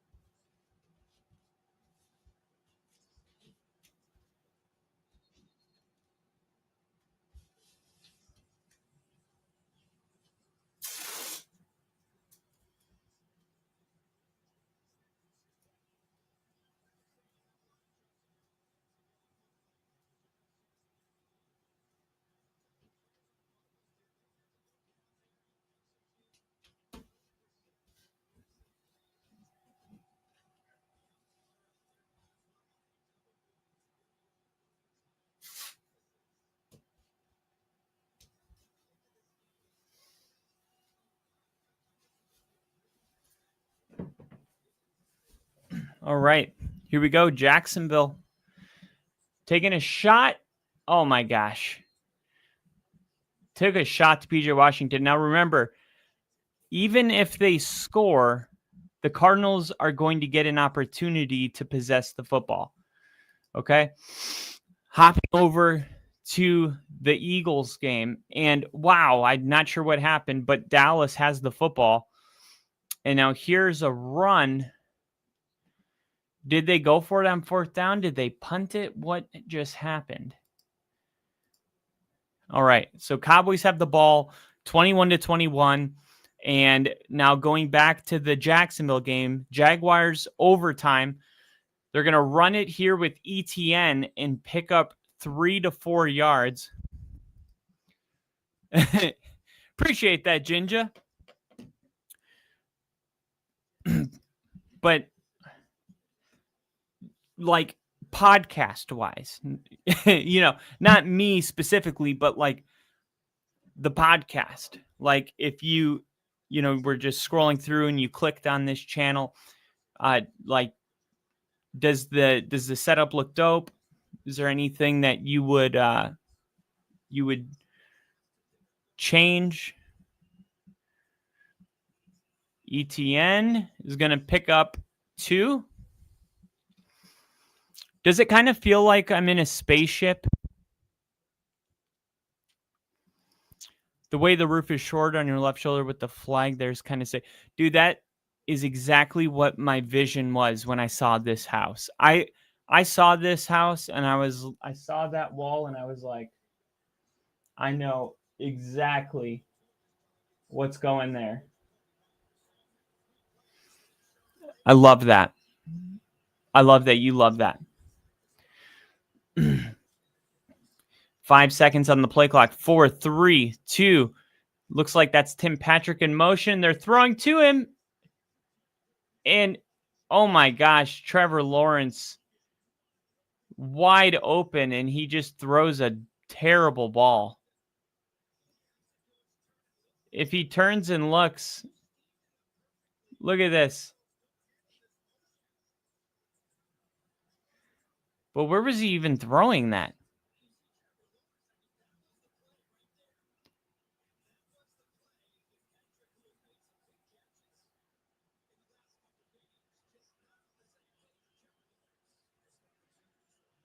Cam Little, his kick is good. So Cam Little nailing a 70-yard field goal or whatever, 69-yard field goal. And the Cardinals are going to get it back. Now going over to the Cowboys, it's 2nd and 20. They break the huddle with 9 seconds on the play clock. 5, 4, 3. Well, now it just reset to 20. Okay. Dak throwing.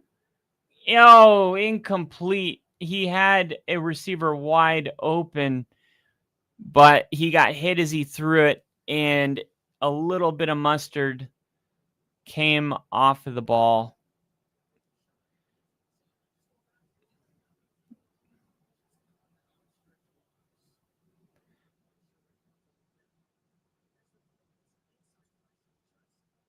Dude, how is that not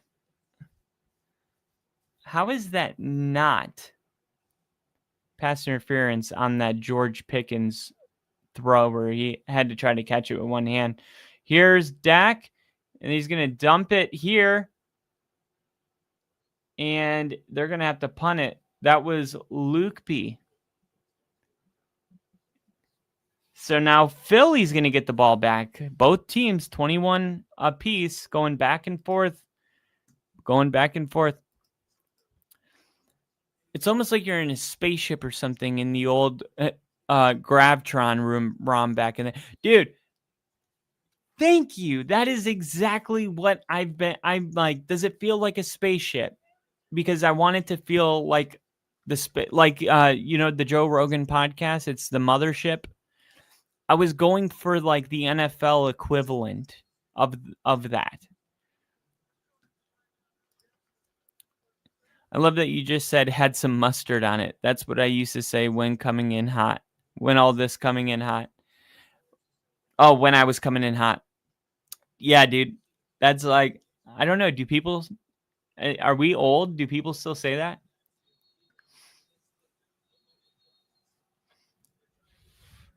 I think I must have heard that a lot growing up. Because that was like a normal phrase in my childhood. But now that you mention it, I don't really hear that very often.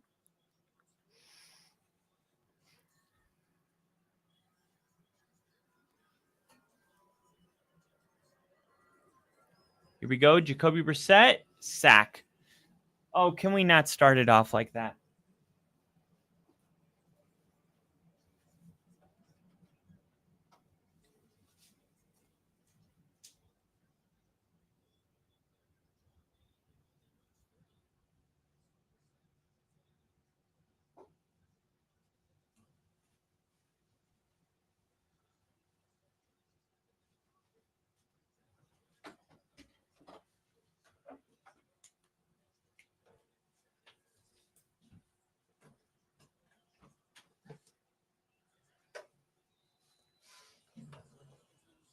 There we go.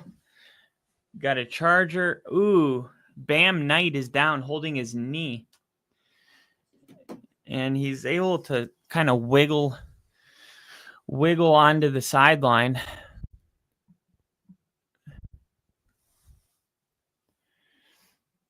This game is drunk. Put some mustard on that hot dog or put some cheese on that taco was what I used to draw down when I was coming in hot. I love that. I've always said it like referring to a throw. Like if you didn't throw it hard enough or fast enough, it's like, come on, you got to put some mustard on that. Here we go. Jacoby Brissett rolling, keeping it alive. He's going to tuck it and run. First down, Cardinals. And look at Jacoby Brissett using the legs. Looking. He said, I'm going to have to take it and run. Extends the ball for good measure. And boom. Field goal needed to extend the overtime. A touchdown wins the game. First down, shotgun, ball snapped. Jacoby, quick throw. And that's Trey McBride, who picks up a first down.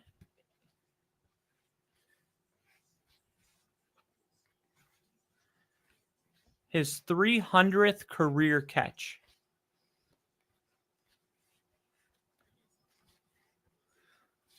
Ow.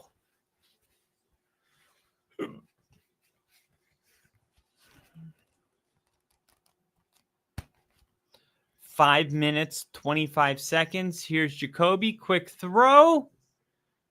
And that's caught again to McBride. I've noticed that Jacoby Brissett is really streaky. Like if he's throwing to Michael Wilson, he's throwing to Michael Wilson. When he's throwing to Trey McBride, he's throwing it to Trey McBride. It is very much like he gets a guy and just locks onto that guy and then goes to another guy. I don't know. Maybe that's just this game, but last week with Marvin Harrison Jr. out of the game, Michael Wilson had like the most fantasy points ever for a player without a touchdown. And he had like 18 targets and 175 receiving yards. And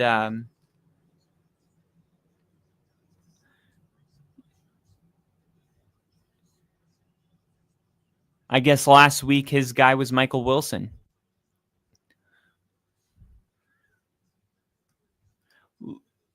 Literally how I described every Brett Favre throw. Yeah, dude needed to take some mustard off of every throw. There was this dum-dum that was exceptionally good at basketball that would say, put mustard on that taco. He was exceptionally stupid, but was a great athlete. Like, I know the type. We had 16 yards, fourth quarter, and OT. Chiefs, 16 yards in the fourth quarter and OT. Chiefs had like 300. The Duke. Alligator hands. Lamb strikes again. This was this is the ball we played catch with, Ginge.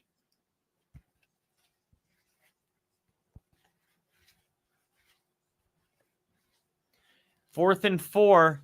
Game on the line right here. This is the game. Ball snapped. Cardinals with the game on the line. Looking. Going deep. And it is incomplete. The Jaguars win.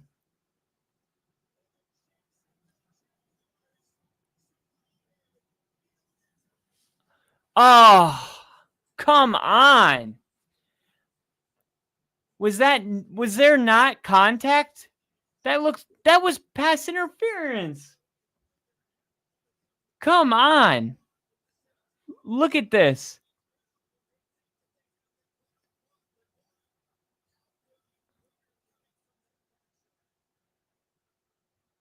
Would you play it in slow motion?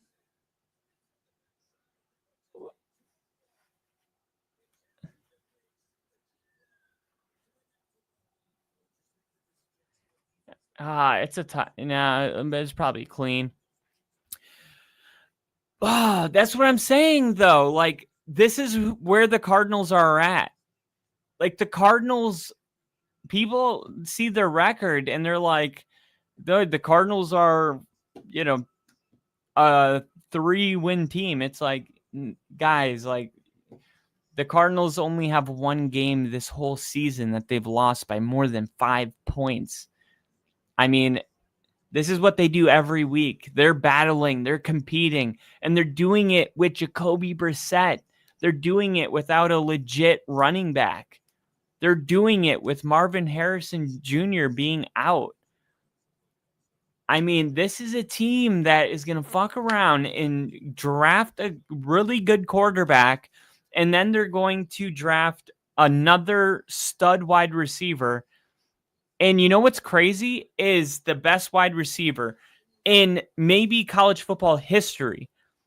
And this is what's been coming out. You know, Ohio State has amazing wide receivers.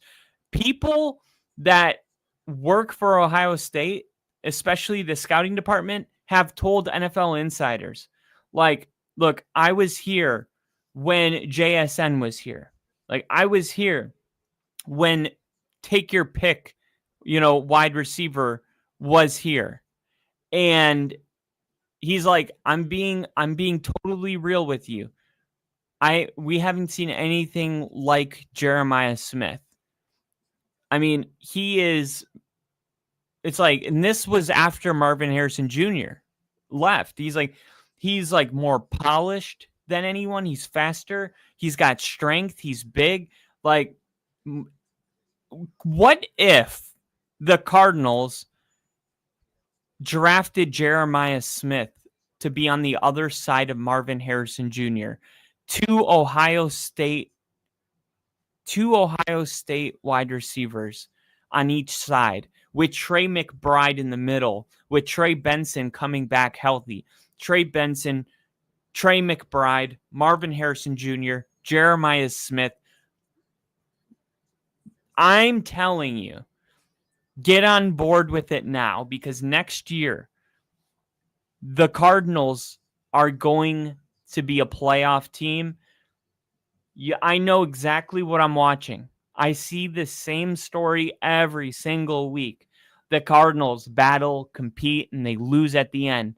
I've been there. I've been that team.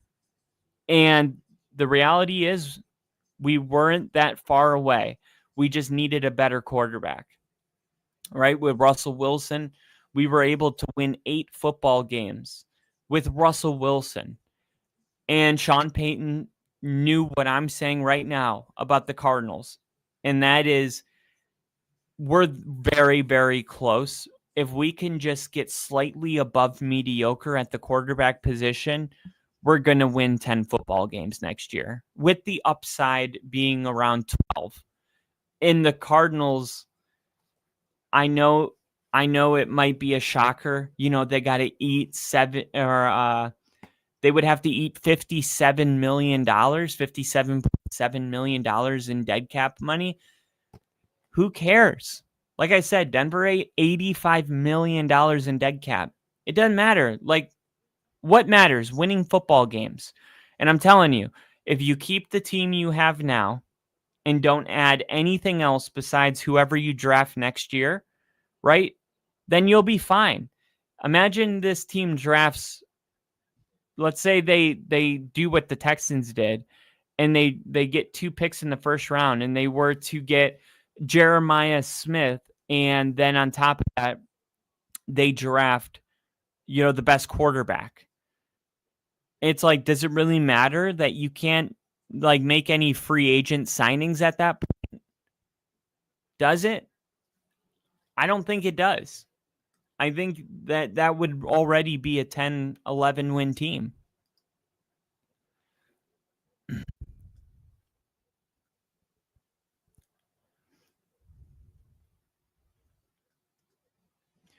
The Duke, Jack Jack Doyle. Oh, Jack Doyle. Whatever happened to him? Jack Doyle. I remember him. Jack Doyle talked about Brissett coming in midweek, not knowing any of the playbook, and then just looking at him being like, what are you running? Soon he probably does just lock in on one guy immediately from the huddle. Gator hands Lamb. Legend of a fucking Duke right there. Brissett was mentored by Brady and Belichick. Fuck. Brissett's a solid dude from everything I heard. Doesn't mean he's a great QB, though. He reminds me of the Carlton of quarterbacks. Yeah, I mean, for real, like, you can be a really great guy and a great leader. I mean, look, that's what Teddy Bridgewater is. Like, we have an award that the Broncos have called the Demaryius Thomas Award, who we give to, like, the person with the best character in the locker room, like the best teammate award, the Demaryius Thomas Award. It's like a Broncos thing, right? Well, like, Teddy Bridgewater won it for our team because he's just such a great guy. He's such a great leader. He knows how to be a franchise quarterback. He's very interesting in that when he walks away from football, during the bye week, Teddy Bridgewater doesn't watch football. He doesn't even necessarily like love football he's not a fan of football, right? It's just a job for him. It's kind of like how, if you're a plumber, and you have, a week off, you're not going to be, watching YouTube videos about plumbing because you're just so eager to get back to it. Now, it's a little different because football is entertainment, but it's the same concept. And I never knew that players could really be that way. But that's the way Teddy Bridgewater was. I mean, he was just the type of guy that was like, this is a job. And when I'm not at work, I'm not thinking about football. I'm not watching football. Very interesting. But let's go to the Cowboys game now that the Jaguars game is over. I'm looking at a football that was bombed downfield. What is this? Is that a punt?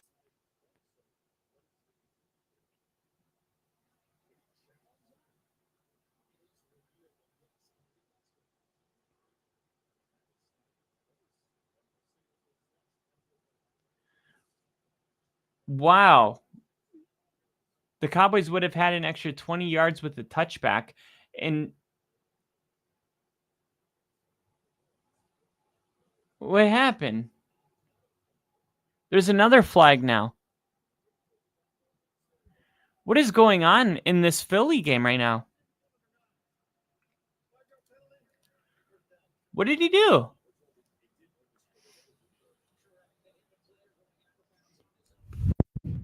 Oh, he called a fair catch and then ran.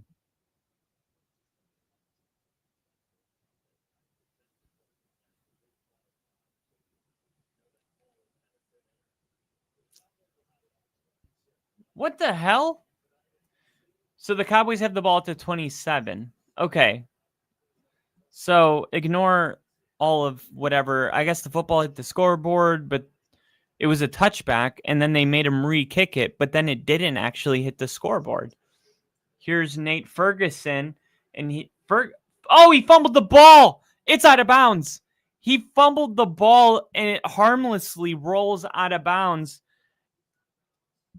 And this is why I say the margin of victory in the NFL, it is so hard when you win a game or lose a game by a close margin to say, either team is so much better because, I mean, like that ball doesn't roll out of bounds and the Cowboys recover it. I'm sorry, and the Eagles recover it. Like, they probably win the game. There's a minute left, and that's the reality. They win the game. And, the ball just happens to just roll out of bounds. The Eagles had a fumble earlier in this game. The Cowboys were able to recover it. Now, the Cowboys haven't been able to score on any of the turnovers. They've gotten the ball twice, and Brandon Aubrey missed a field goal. Unfortunately, I have him on fantasy. Here we go. 3rd and 2. Dak throwing. There's Nate Ferguson again. Down to Eagles territory, and now they're in Aubrey's range. Kyler Murray tweeted something about congratulating Fitzgerald, and it was a picture of Brittany Griner. Oh my gosh. Habitual Hobbit talking shit. That's hilarious. Kyler Murray is a Hobbit. JJ is him. Ben him. And JJ. Justin Jefferson.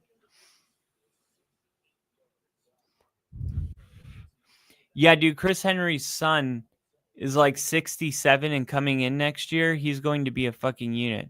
Oh, 6'7". Chris Henry's son is 6'7"? Holy shit. What if I told you the reason Marvin left early was because Jeremiah was coming? No. That's the insight I've gotten from Buckeye Nation. Wow. Smith is only a sophomore. He still has a whole nother season before he can declare. Jeremiah Smith. Dude, act like he would have been the number 1 pick last year. How pumped were you to see Jameis out there today? Honestly, I'm just happy that, oh my gosh, this one's going to get tackled at the 46. I'm just happy that somebody has the common sense to not put Russell Wilson ahead of Jeremiah or ahead of Jameis Winston, but then do execute your plumbing job and fuck it all up and need life-changing surgery. That's where the QB and plumber difference comes in. Yeah, the injury he went through with his leg is enough to make anyone quit whatever profession they're in, especially if they aren't all the way in. Yeah, I mean, I don't know if he was like that before his leg injury, but I can tell you from at least my experience of not being a professional athlete, but I can speak to the leg injury. You know, have you guys ever, I might not have ever shown you guys this. I'm going to show you something because I just moved. And one of the things, oh my gosh, George Pickens down into chip shot field goal range. This is one of the things, the Cowboys are going to win this game, by the way, unless they block a field goal. This is one of the things I got in a box when I'm unloading my box. It's the uniform I was wearing when my leg got blown up. You ready?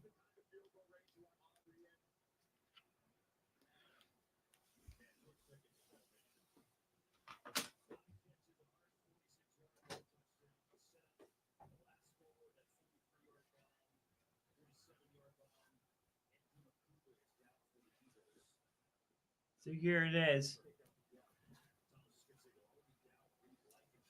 And here's where they had to cut it open. And then this is where my leg was down here. And you can see here the holes from me being on fire right here. Maybe you can't.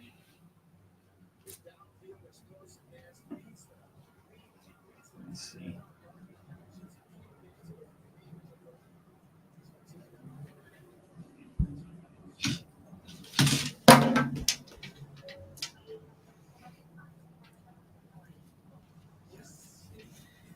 And it's crazy is there's still particles. There's still particles from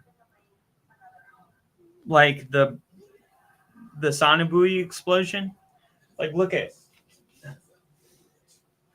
you see this like black?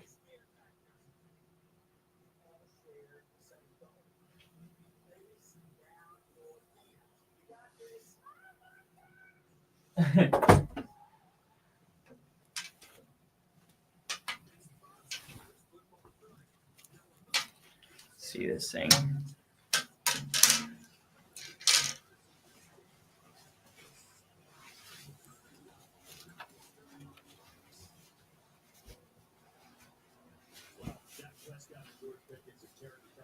Damn.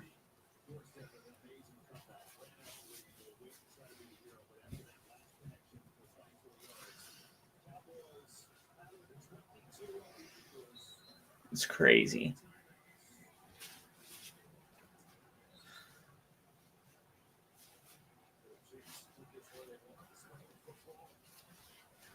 And here's the leg. Boom.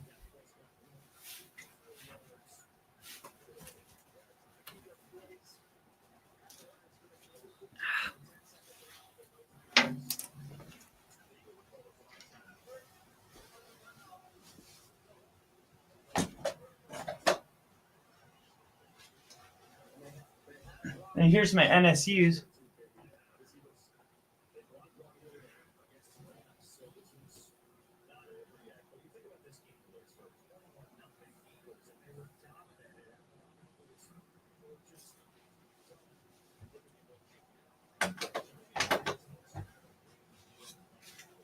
Whew.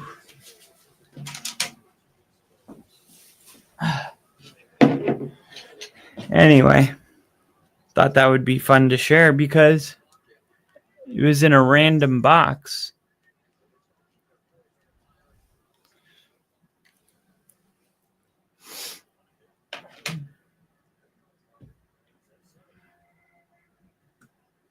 Four seconds, 3 seconds, spike it. All right, game-winning field goal. Brandon Aubrey, he missed one earlier today. We know that he's got a lot of raw talent, but we haven't seen yet if he can overcome the mental side of kicking. He hasn't really gone through adversity as a kicker. And look, that's the hardest part of kicking is coming back from this kind of adversity. 21 years old. Here we go. What is he made of? 42 yards. Can he do it? Good. Cowboys win.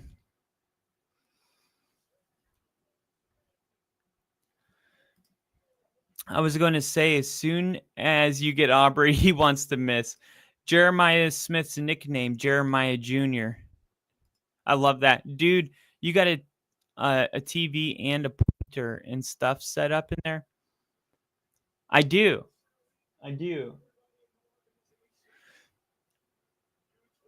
I don't have a pointer.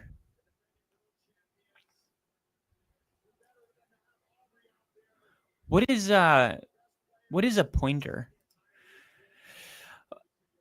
Oh, yeah, the uniform. Turf pelt. 100. What's turf pelt?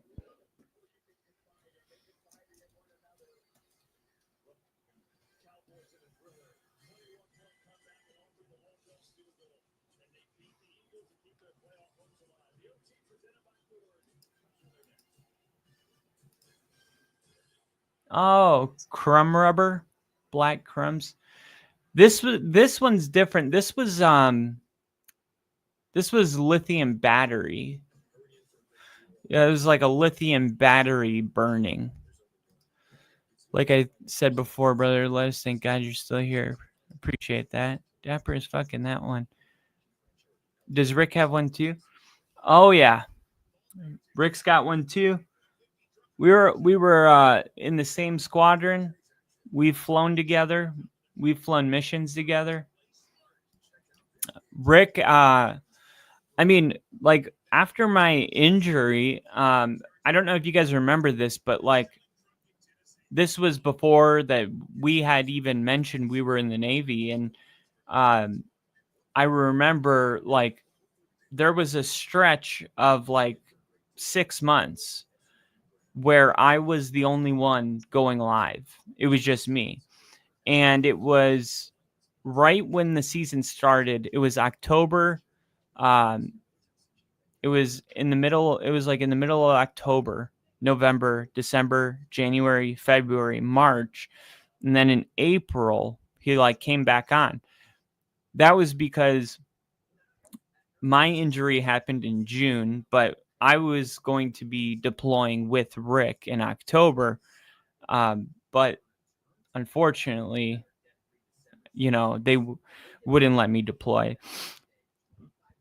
So it was actually one of the reasons I was so grateful for the podcast, because I was in a real bad place, because I was like, I got my wings. Like all of my friends are deploying, and they're like sending me pictures and like FaceTiming me from like these really cool resorts in the Philippines. And then, they're in Djibouti getting like, just like cool gold, jewelry is cheaper there. And like they're in they're in Japan, and it's just like, I'm just like sitting at home, like, all my friends are overseas, and it's like flying missions. And I am just like, I'm just grateful that I had the podcast at that time, because it gave me something to like, it gave me something to do. Because it was like, it was a weird time, because it was like, I used to like, oh, I'm in a bad, mental state, I'll just go for a run. And then like all of a sudden, like I can't run anymore. Like to this day, I can't like go on a run. It hurts me too bad. Like my leg hurts right now just sitting here. Like I live in pain, and I live with pain. And the thing about living with pain is like, it sucks, and you'll just eventually just be like, it can make you like lethargic, because you're just so frustrated that there's like always this, it's like background noise, but it affects you because it hurts and it drains your energy. Um, and then you're like, I can't even go on a run. Like all of a sudden it's like no one wants to hire a disabled vet. And then, the jobs that you can get, it's like they don't understand what you went through, because it's like, well, you look fine to me. And they like have no idea. Like if I could show you a video of what happened, you would be like, oh my God, I'm so sorry. I had no idea. And it's like, yeah. But the thing is people don't see that when they look at you. I remember I'm 100% disabled, which I shouldn't even say that, because people would treat you different when you say that. That is my VA rating, which means that when I was getting discharged from the Navy, the VA looked at my medical records, they looked at my accident, and they said, we don't believe that you're ever going to be able to hold down a regular job again for the rest of your life. We don't see it possible. And I've like tried to take on jobs, and it's like, they're like, hey, I need you to be here. And you're like, I've been on my feet for an hour. I need to sit for 15 minutes. And it's like, what? Like, what are you talking about? And it's like every job says like, oh, we understand, we're willing to accommodate, because they don't want to get sued. But then as soon as you need something, like they fire you. Like, I have a service dog. Woody's a service animal. I don't go anywhere without my dog. Anywhere. Like this dog is like, I mean, I got him from the Wounded Warrior. And that was the other thing. Like while this was all going on, I also like lost my son. So it's like I didn't know what to do. I was like, I need something to take care of, outside of myself. I need something that's depending on me. You know what I mean? Just for that accountability of like, you know what I mean? I have to be here because I have somebody relying on me, if that makes sense. But this is Woody's.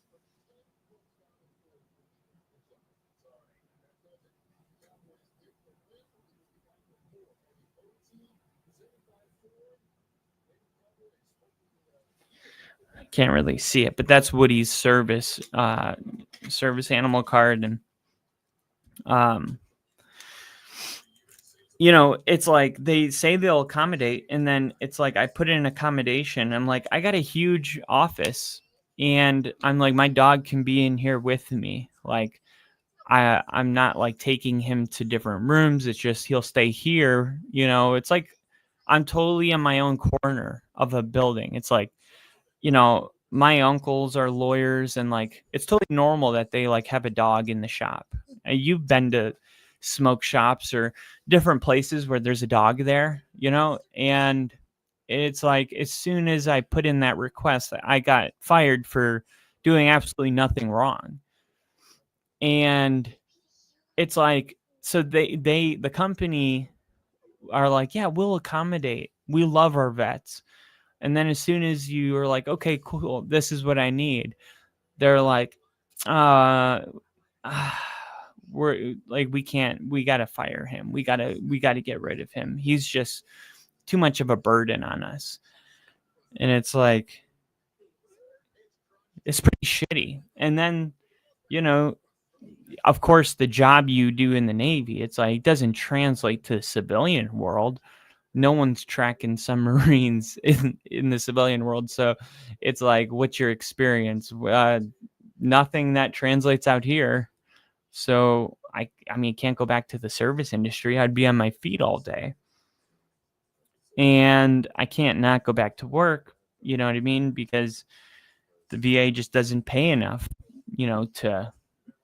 It's funny. They say we're giving you 100% because we don't believe you'll be able to work again. But then the money they give you for being 100% isn't enough for somebody to live off of, to not have to go to work. So it's like you have to get a second job. So, or a full-time job on top of that. I mean, I'm grateful that the VA like takes care of me, like my medical, my dental, and all that stuff. Don't get me wrong. Like, I am grateful. I am. It's just, it sucks to, just have to live with being in pain. Like that part of it. I've heard people talk about that, and I'm like, I mean, it's just like one of those things that's like, you can't really understand it until you're the one in it. And then you're like, oh, okay, yeah, that does suck. It's hard. I mean, you don't realize how much you stand, you know what I mean, until it hurts to stand for more than 5 minutes.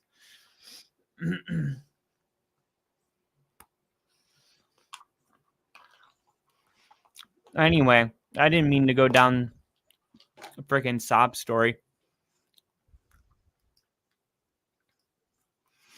Melting you along with blowing you up and making one-handling diving catches. Still making those catches all day, baby. I'm always gonna be Hemi.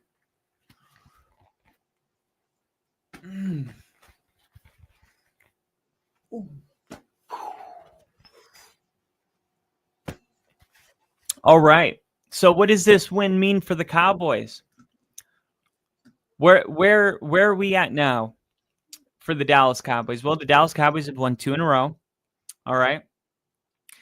They've now taken the Eagles and knocked them from being 8-2 to 8-3 while moving themselves to a 500 record. Okay? That's a pretty big swing right there. You know what I mean? Because it's like they go from being 9-2 and the Cowboys being 4-6 and having a 5-game lead to now only having a 2-game lead. Cowboys are 500. I'm sorry, a 3-game lead. Plenty of time left, though. That's what I'm saying. Like, there's still plenty of time. 3 games isn't much.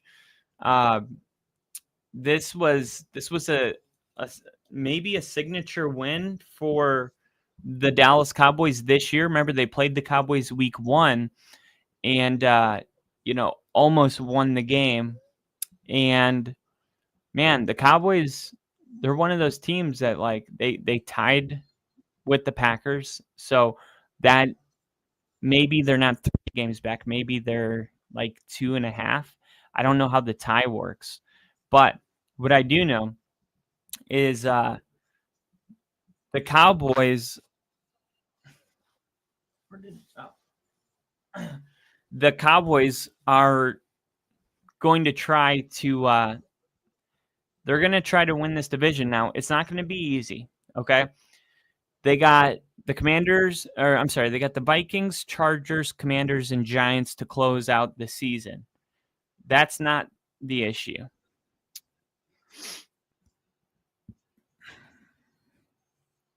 The issue is that their next 2 games is the Chiefs and the Lions. They got the Chiefs on Thursday, and then that's on Christmas. And the Chiefs, as you guys know, are playing for their season, which kind of complicates it because it's like, but so are the Cowboys. The Cowboys are playing for their season as well.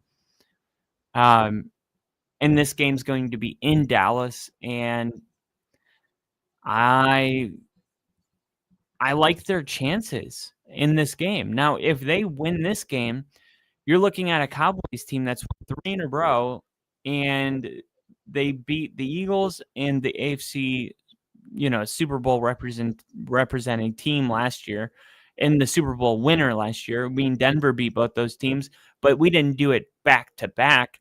So if the Cowboys could do that, beat the Eagles and the Chiefs within 4 days, get Sunday. So Monday, Tuesday, Wednesday. So between the Eagles and the Chiefs game, there will only be 3 days of no football.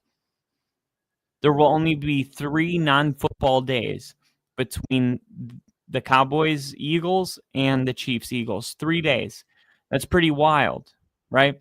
And then the Thursday next week, they play the Lions. So the the Cowboys are going to be on this like Thursday schedule, for the next 2 weeks. But if they can win against the Chiefs and the Lions, if they can win their next 2 games, there's no reason to believe they can't beat the Vikings and the Chargers and the Commanders and the Giants. I mean, the Chargers one might be tough, but the Vikings, Commanders, and Giants, if the Cowboys win their next 2 games, you're looking at, let's say they lost only 1 game, you know what I mean? And they win the rest. Let's say they lose to the Chiefs and they win the rest. So they would be 5-6, 6-6, 7-6, 8-6, 9-6, 10-6. So they would finish with a record of 10-6-1. And the Eagles, let's look at their next game. So they got the Bears, they got the Chargers, they got the Raiders and Commanders. There's 10 wins right there. And then the Bills and then the Commanders again. So honestly, if the Cowboys want to win their division, they're going to have to win out to get to 11-5-1. 11-5-1, yeah. So 11-5-1 would be their record, and then they would need the Eagles to lose to 3 teams because they can only win 2 more games. So no, they can only win 3 more games, and the Eagles would be 11-6, and the Cowboys would be 11-5-1, and they would be in first. So the Cowboys need to win out. The Eagles can only they would need the Eagles to lose or only win. 3 games. Cowboys win out. Eagles can only win 3 games of their remaining 6. And if that happens, the Cowboys would win their division. And let's look at these teams. So the Raiders, the Bears, or let's say the Raiders, the Commanders, the Commanders. Okay. That could be the 3 wins. The Commanders twice and the Raiders. And the Eagles lose to the Bills, they lose to the Chargers, they lose to the Bears. Or how about this? The Commanders win one of the 2 games between the Eagles. I don't know which one, but let's say one of them, the Commanders are able to pull off an upset. Then they can beat the Bears, beat the Raiders, and win one of the Commanders' games, but lose to the Commanders once, lose to the Bills, and lose to the Chargers. And the Cowboys win out. The Cowboys win their division, being 11-5-1, and the Eagles are 11-6. Okay. Now,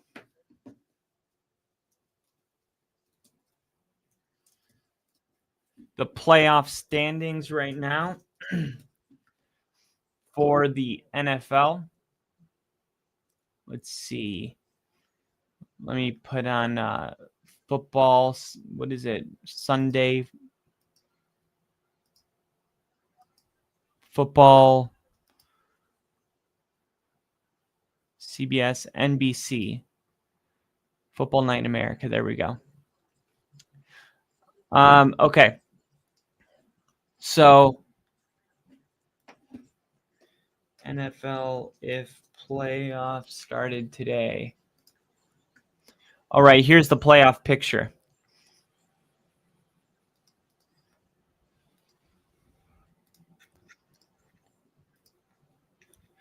All right. So, see.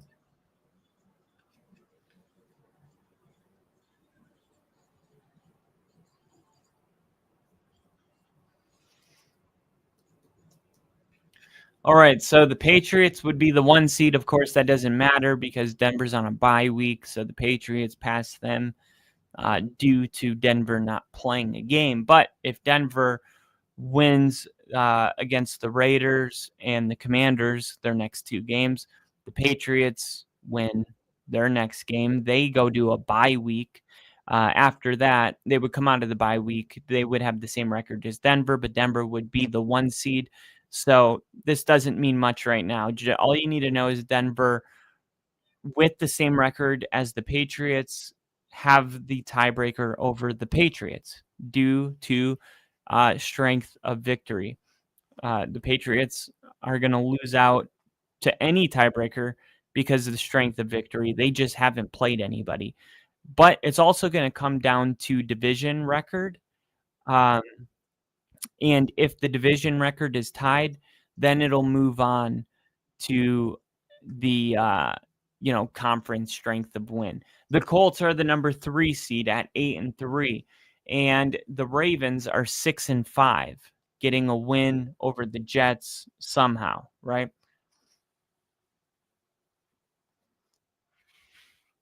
So the Ravens are in first place in their division with a 6-5 record. 6-5 record is good enough for first place for the Baltimore Ravens. Then you got the Chargers. I mean, the Ravens don't look good right now. Lamar Jackson is not right. He is not playing good football. I mean, he is a shell of himself. He's so bad that it doesn't look any different than Tyler Huntley. I mean, it's the exact same thing the last 2 games. The exact same thing. So take that for what it's worth. Honestly, I think the Steelers are better than the Ravens right now. And they're giving the Steelers a 27% chance of making the playoffs and the Ravens an 81% chance. Okay. How much does the NFL in the odds makers, like how bad do the Ravens have to be in their last 2 weeks for that to change? How can two teams with the same record have such different odds? As if one team is like playing dominant football. No, the Ravens have, I mean, like they've arguably have been begging to be beaten and knocked out of the playoffs, and the teams they're playing just can't do it. So I don't understand. This should be 50-50. Until the Ravens play a different brand of football, this should be 50-50. This is an absolute horseshit prediction. 27% to 81, and they have the same record. Unbelievable. The Chargers at the number 5 seed being the number 1 wild card team. Of course, they're still trying to win the division, 2 games behind Denver. They will play Denver once. I think that's week 18. But let's see Chargers schedule. Okay.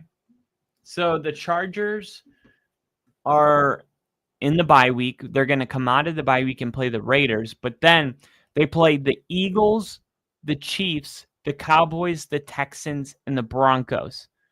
Again, the Chargers coming out of the bye week. After the Raiders game, Eagles, Chiefs, Cowboys, Texans, Broncos. That's 5 tough freaking games. Very difficult football games, okay? Now, the plan is to get Amari and Hampton back and get some of their guys back, and then by the time the playoffs start, they're going to be the week 1, week 2, Chargers that we saw. Now, it's hard to remember because when you go back and think about it, it seems like the Chargers were really good for a while, and then they got injured. The Chargers weren't really good for a while. They were good for 2 games. They were good against the Chiefs. Then they beat the Raiders 20-9. Then the Broncos defense collapsed and they came back, down 10 with like 4 minutes left and escaped with a 20-23 win. But then they got beat by the Giants. Then they got crushed by the Commanders. Then they got a 2-point win over the Dolphins. It's funny how fast the season goes. Like this Dolphins game, it's like it just happened. And, that game was only 3 games ahead of the Broncos game. And that game was week 3. It's just like the season flies by. And that's why I always say, like, don't get so caught up in the moment because every team is one good or bad month away from everything changing. I mean, the Chargers, at the end of September, it was like the Chargers are a really good football team. And then October happened, and it's like Giants, Commanders barely beat the Dolphins, got beat by the Colts 24-38. Then they got one good win against the Vikings. They beat the Titans by 7. That came down to the end. And it's like, okay, who are the Chargers? But they just kept, trucking along and beat the Steelers 25-10. Then they beat got beat by the Jaguars 35-6 going into the bye week. So like the Chargers are the AFC version of the Dallas Cowboys. I don't know what the Chargers are. I don't know what they are because the record says they're 7-4. They feel more like a team that's like 6-5, but the record says they're 7-4, so that's what they are. But when your final, 5 games is the Chiefs, the Eagles, the Cowboys, the Broncos, like we're going to find out who the Chargers are. And it's very possible that outside of the Raiders game that the Chargers have coming out of their bye week, outside of that game, it's very possible that in 1 month, just 1 month from now, I'm talking 4 games, it's very possible, or I'm sorry, 5 games from now, that we're looking at a team that's 8-8. 8-8 with 2 games left. To hopefully, or 8-8 would be with 1 game left.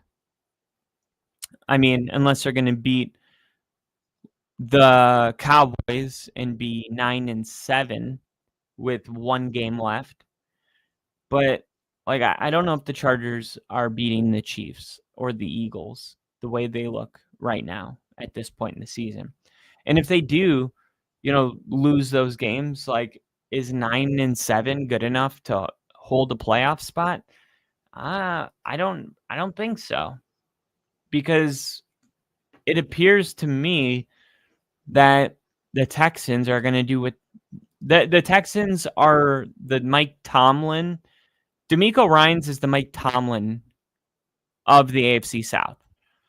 It's like, no matter how it starts or how it ends, that the Texans are going to get to 10 wins and they're going to get into the playoffs and maybe even beat, a bad team.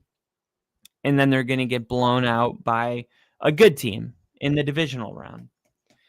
And right now, like, if I had to bet on it, I would say that the Chargers miss the playoffs and the Texans get in the playoffs. Again, Omarion Hampton is coming back. It pisses me off too, Jinja. It pisses me off as well. But Omarion Hampton is coming back, so things could turn around. All right. Now, the question is, okay, so we got, the Chargers losing a couple tough games. What about the Texans? What does their stretch look like? Well, coming out of the bye week, I mean, it's a mini bye kind of because they just, beat the Bills on Thursday night. And then they played the Colts.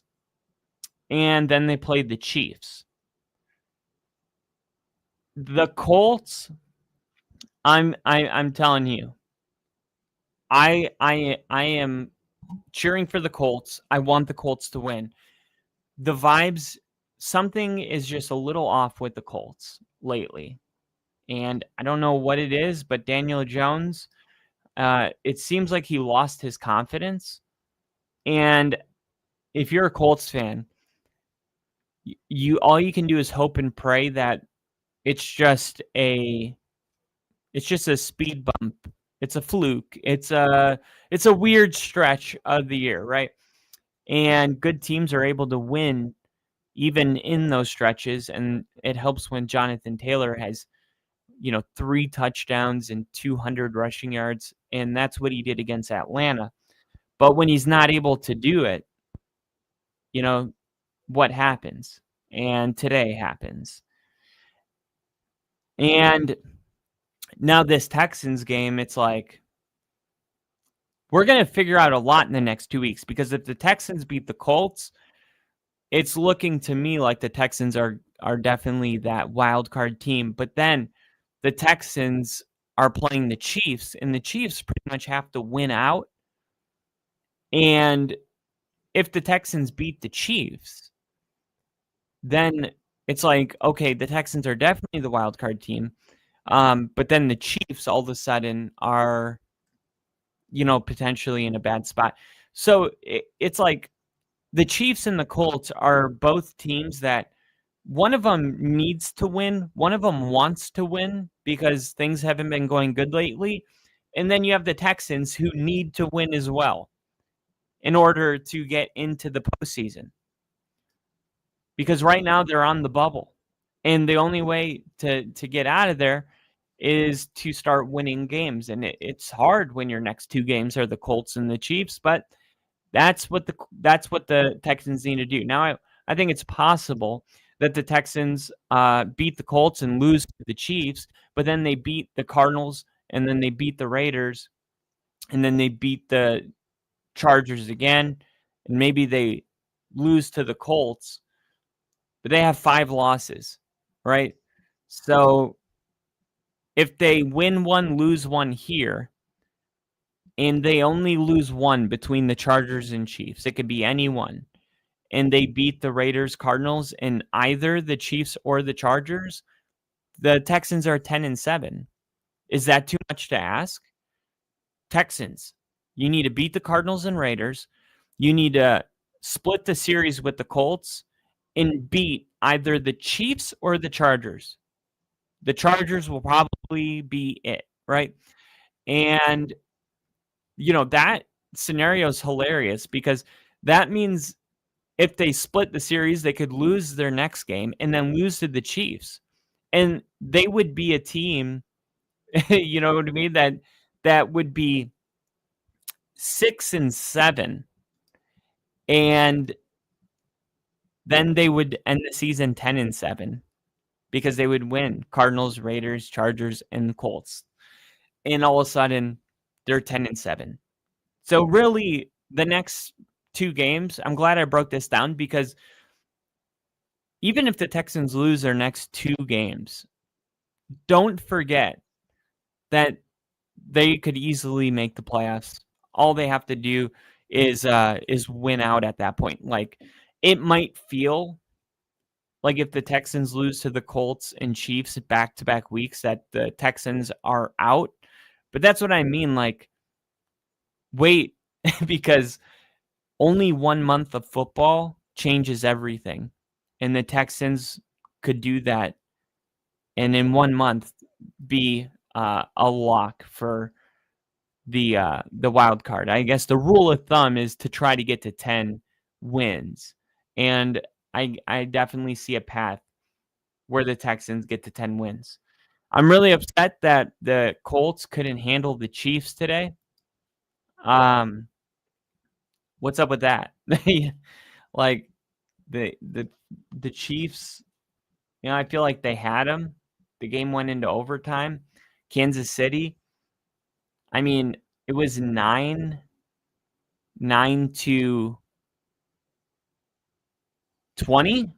9-20 going into the fourth quarter.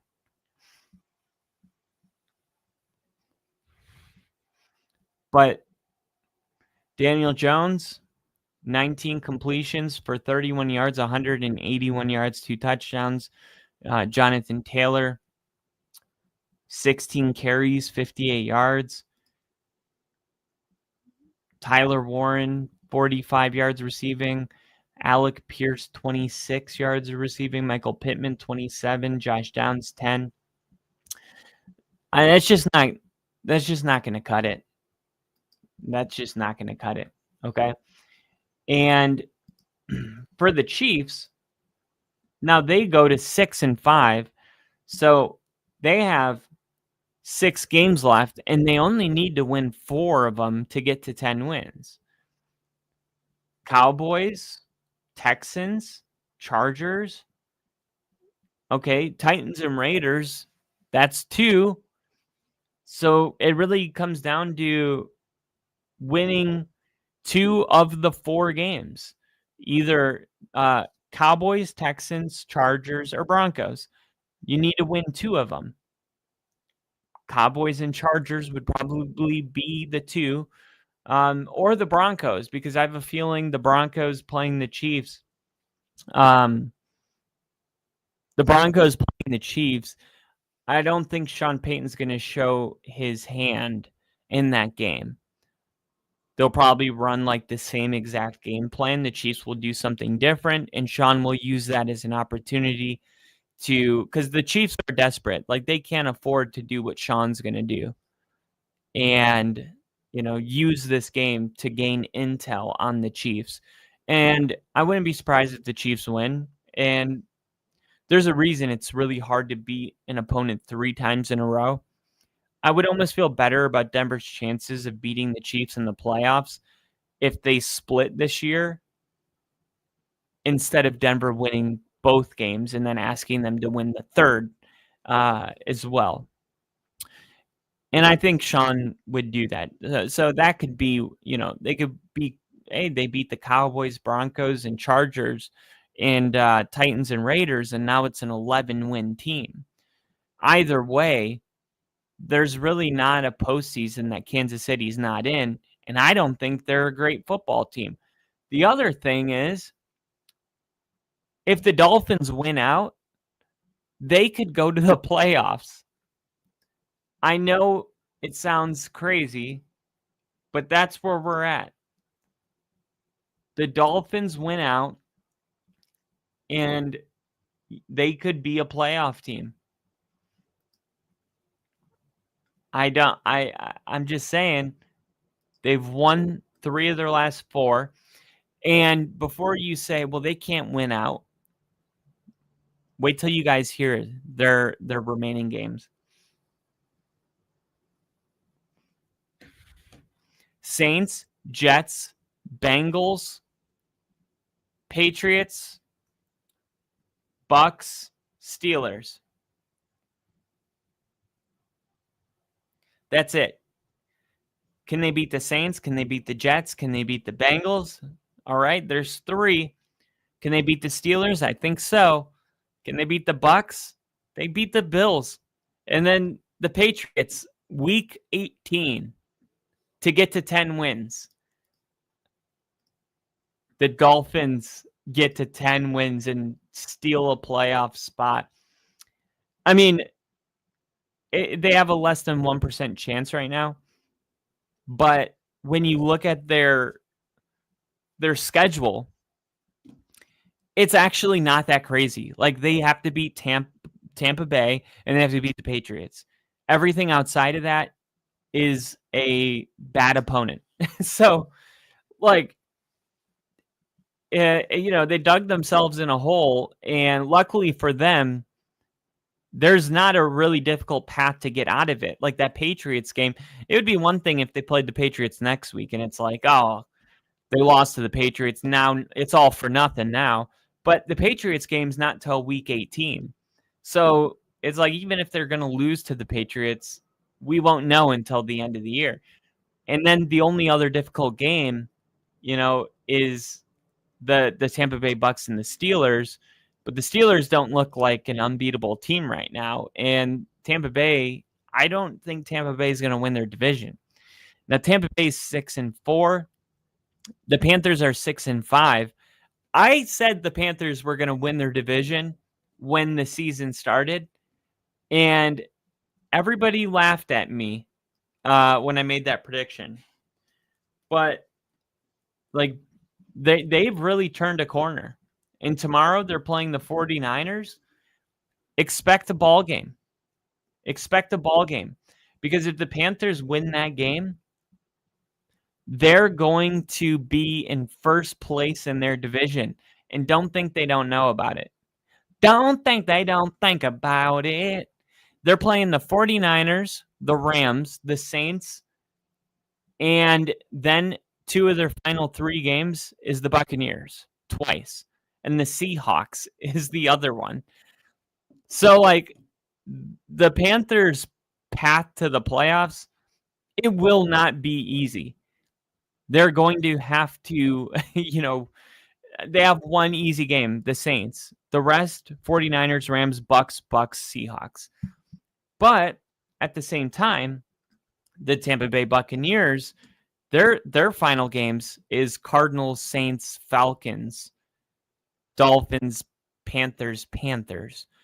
So if you're just going off strength of schedule, it's favoring Tampa Bay by a mile. The Buccaneers got their Seahawks game out of the way October 5th. They got their Eagles game out of the way. They got their 49ers game out of the way. They got their Lions game out of the way. They got their Patriots game out of the way. They got their Texans game out of the way. They took care of all of their difficult opponents. Carolina decided to F around with all of those weak opponents and lose to the Cardinals in a miraculous way. I will add, they're the only team to get an interception. Then the defender fumbled the ball, and it gets recovered by the Cardinals for a touchdown, and the Cardinals win. Like, how does that happen?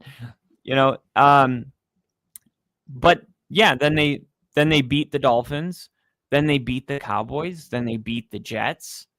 Yeah, they lost to the Bills, but then they come back from that game. Now, that 40-9 loss to the Bills, that could have been it. But this Panthers team, they're different. They went into Lambeau and beat the Packers right after that. And then they lose to the freaking Saints. And you're like, what is going on? And then they beat the Falcons 30-27. The Panthers, they can be whoever they want to be. And I don't know who they're deciding to be, but to say they're going to win this division feels a lot more risky. You know what I mean? Than it did in the regular or the preseason for me.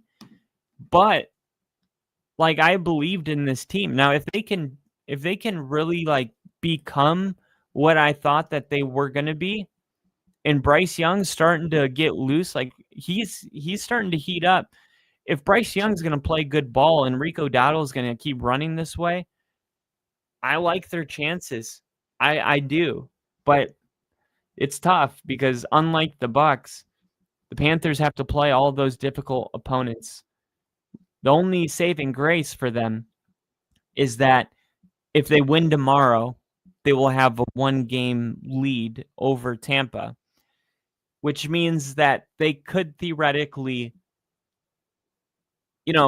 lose to the Rams and Tampa Bay wins that week. Now they're tied again. Then they play the Saints.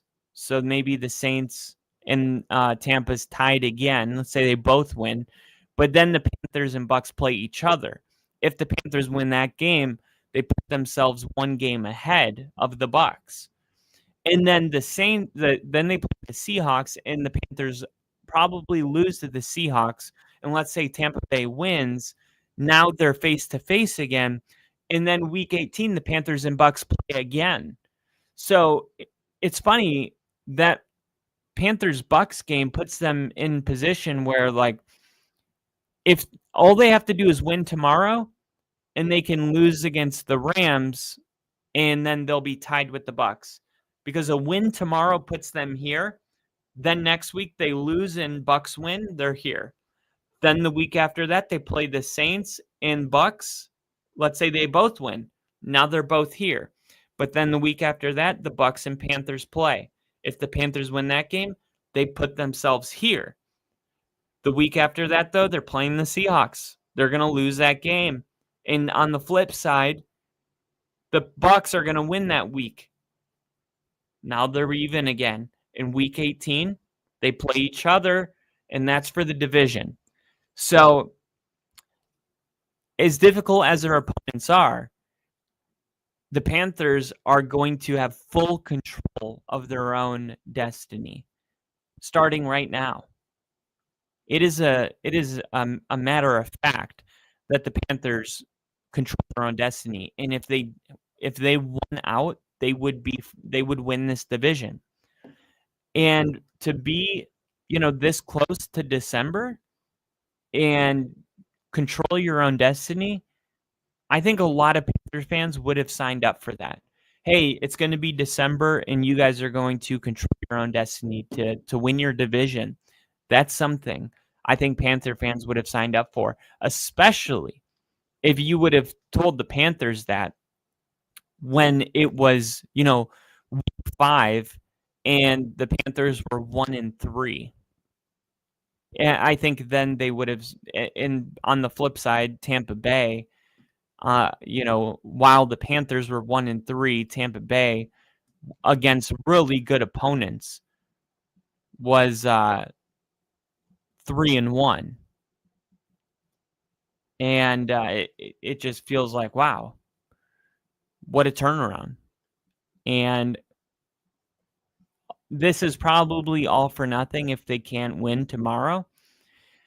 But as long as the Panthers win tomorrow, they're going to give themselves a 1-game lead that's going to continue to haunt the Buccaneers for the rest of the season, as long as the Panthers win the first game between the Bucs and Panthers and the 49ers game. Right? There's 1 game in between all of these games, but the Panthers win the 49ers game and they win the first matchup against the Bucs. They can afford to lose the 2 games that follow both, because week 18 is a matchup and they'll be tied, assuming that the Bucs beat the Cardinals, beat the Saints, beat the Falcons, but then lose to the Panthers, beat the Dolphins, and then lose to the Panthers again. The Panthers would win the division, even if Tampa Bay won out and only lost to the Panthers. Both of their remaining games. And historically, this has been a tough game for them. I think it's easy for people to forget. Like, last year the Bucs and Panthers went to overtime, and the Bucs were able to win by 3 points at the end. But Bryce Young played an incredible, game, almost 300 yards passing, a touchdown, and that was like, wow. Are the Carolina Panthers turning a corner? Remember, at that point, they were 3-9, and they were still playing Tampa Bay tough. So don't think that it's going to be different this year. I'm excited, man. The NFC South is very exciting to me because I know that it's going to come down to the end, and that makes tomorrow even more exciting. Like if you would have told me week 3 that like Panthers and Niners was going to mean something. And that's without even talking about how tight the NFC West is right now. The NFC West is ridiculous. Panthers Super Bowl bound. It's that Broncos, J-Lo, Ohio State magic. What's crazy is like if the Panthers win tomorrow, I mean, yeah, if they win tomorrow, then they really control their own destiny from here on out. And then once you get to the playoffs, anything can happen. I mean, what if the Panthers made it to the playoffs and then they were like the Giants, when they made it on a 7-9 record? It could happen, man. But the 49ers, they play the Panthers, then they play the Browns, then they play the Titans, the Colts, the Bears, and the Seahawks. And their standings, like they're in third in their division. The Rams and Seahawks have 8 wins. The Rams are 8-2. The Seahawks are 8-3. The 49ers are 7-4. So, this is a situation where the 49ers are really trying to catch up to the Seahawks and the Rams, who each have a game lead. But the Seahawks and Rams are going to play each other December 18th. So one of them is going to, drop a win there. And if the 49ers win, that'll put, them in second place. But to me, it's looking like 3 teams from the NFC West are going to be in the playoffs. But let's get to this game because it's Tampa Bay and the Rams, and we're talking about Tampa Bay. We're talking about the Rams. This is a game that Panther fans are watching. If Tampa Bay loses this game, they drop to 6-5, and all of a sudden it's okay. Here we go. The Panthers, I mean, they would have the same record as the Panthers if Tampa Bay loses tonight. Meanwhile, the 49ers, this is set up perfectly. Like, I don't know if they did this on purpose, but are you guys seeing this? Like the Panthers are watching this game going, I need Tampa Bay to lose, so if I win tomorrow, I'll be ahead. And the 49ers, who the Panthers play, are sitting at home going, I need Tampa Bay to win, because if the Rams lose, then I will be in position to get ahead of them tomorrow, right? Because the 49ers are 7-4, so they would move to 8-4, and the Rams would move to 8-3. But it's like both teams are in the same boat, that are playing tomorrow. Both teams that play tomorrow, the Panthers and the 49ers, absolutely have like a major interest in the outcome of Sunday Night Football. And I don't know if that was on purpose or a coincidence, but that's absolutely incredible. Dude, as a personality, you should look up the schmo in MMA and take that on for the NFL. That's it, dude. I swear to God, that's the avenue. I don't look up this schmo. I will.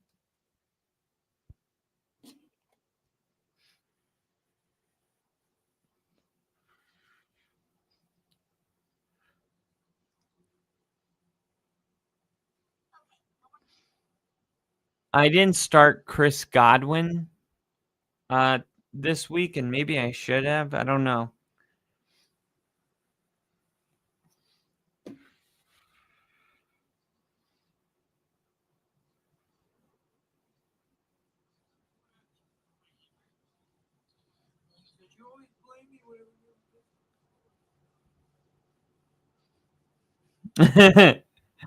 One second. Got to make sure this woman's not in labor.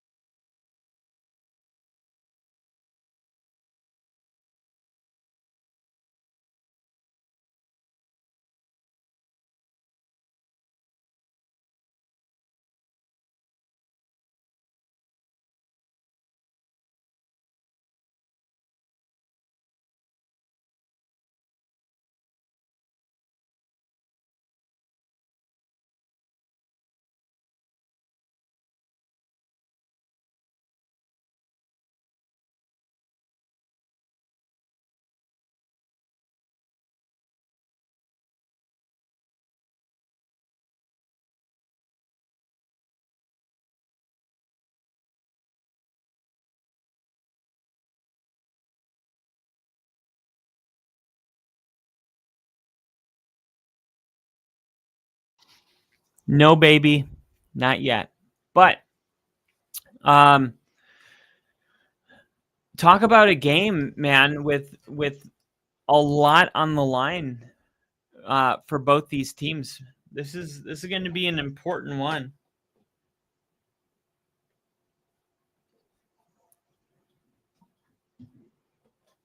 Where did I put my my charger?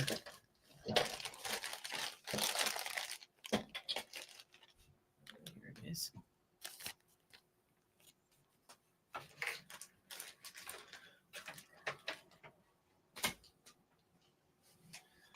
Oh.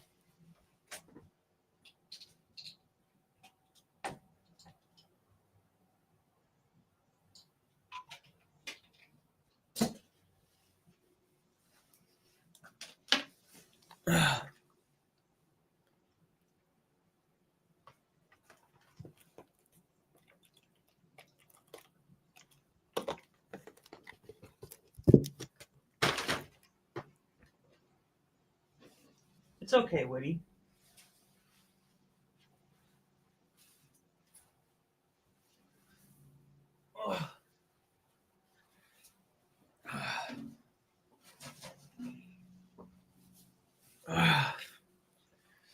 It's okay. It's okay. Aw. Aw. Aw. Aw, buddy. It's okay. It's okay.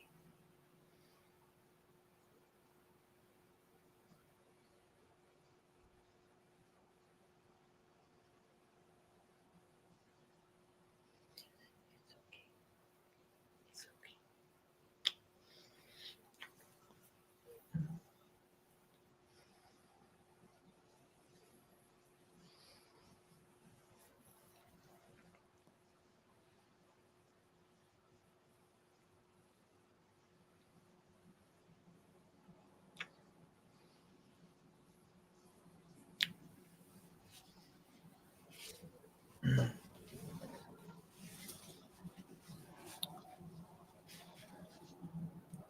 All right, here we go.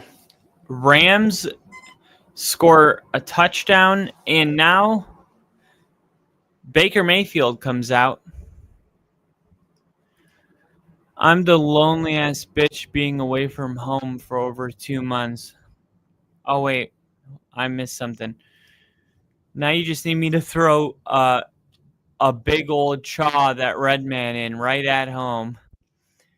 I ran out. I had like nothing left. I need some more. I want someone to hold and love me on the way you love Woody LOL, kind of. Aw. I get it. I know what you mean. It is like a man's best friend. That's the one thing I like about Woody's size is like how easy it is just to pick him up and like hold him. You know, I've always been a big dog guy, but I love that breed because they're little dogs, but they don't act like they're yappy and annoying. Like he acts like a big dog. He runs around with big dogs. He plays with them. He plays rough. He'll fight you. You know, he's like a big dog, but mini. It's kind of like like it reminds me of, well, the thing is like it's not like a puppy because he's so smart. You know, puppies are kind of dumb. Like they're just kind of like dopey, just kind of like bumbling around, running into shit. Like Woody's like very, very smart. He knows how to read people. He knows how to get what he wants. He will smack the phone out of my hand if I'm not paying attention to him. He's turned my television off, the remote control. Swear to God, he's turned it off. Like I've never had a dog as smart as that little guy over there. And I knew it the second I brought him home because I didn't have a kennel, so I created like like a world for him till I got him potty trained. And I kept building it with like boxes and books, and it was like, okay, he's like locked in this thing. Every time, I swear, I would turn around and he'd be staring at me. And I'd be like, how are you getting out? I went inside of it and I'm like trying to pretend I'm a little dog. And oh my God, Cade Auden just had the ball stripped out of his hands and the Rams scored a touchdown on it. Wow.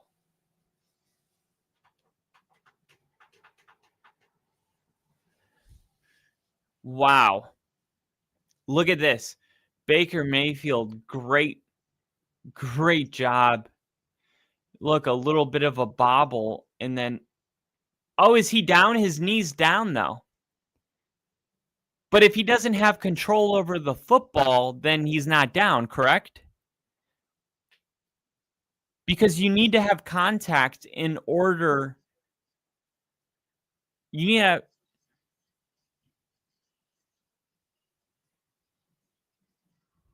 So he has to have control of the football long enough for him to be ruled as a ball carrier, then his knee being down would result.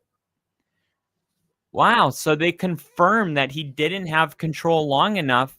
So his knee being down didn't mean that he was down because he hadn't established control of the football yet.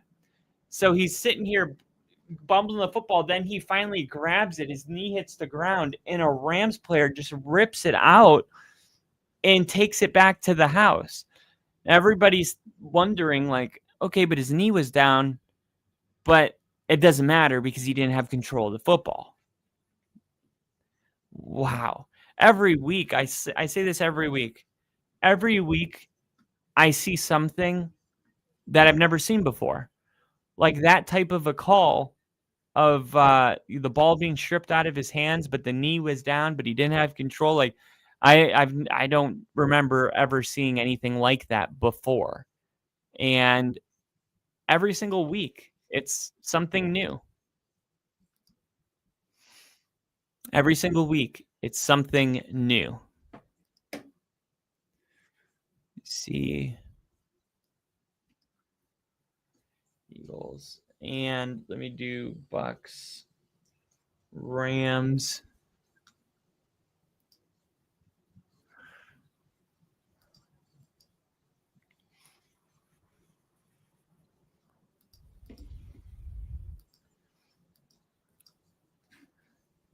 Damn, it won't let me. Here's what I'm going to do. All right. Cancel.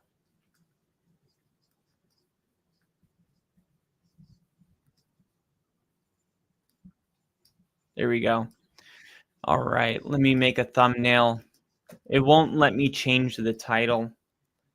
You go Rams, Bucks. Let me get a picture here.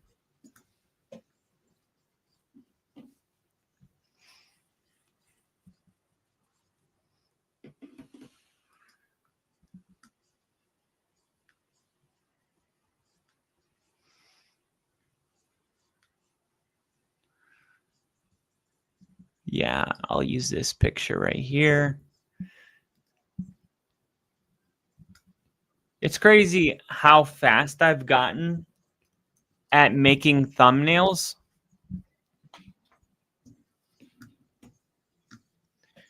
I've gotten so fast at making thumbnails. It's ridiculous.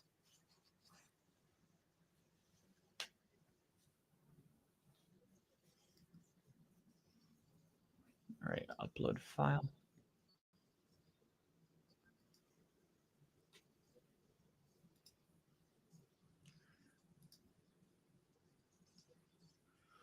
There we go.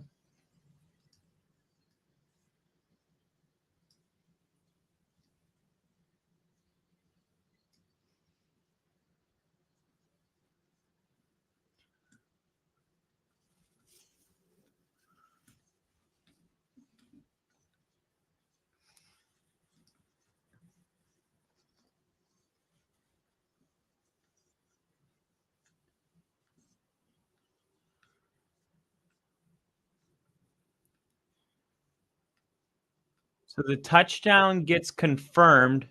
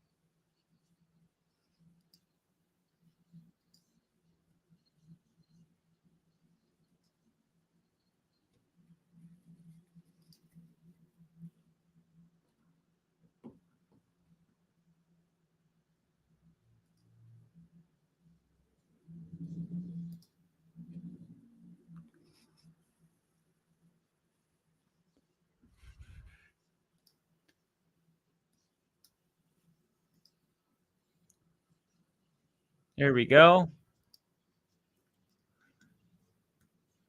And Now I just need a picture. All right, you guys judge my thumbnail. My thumbnail. See?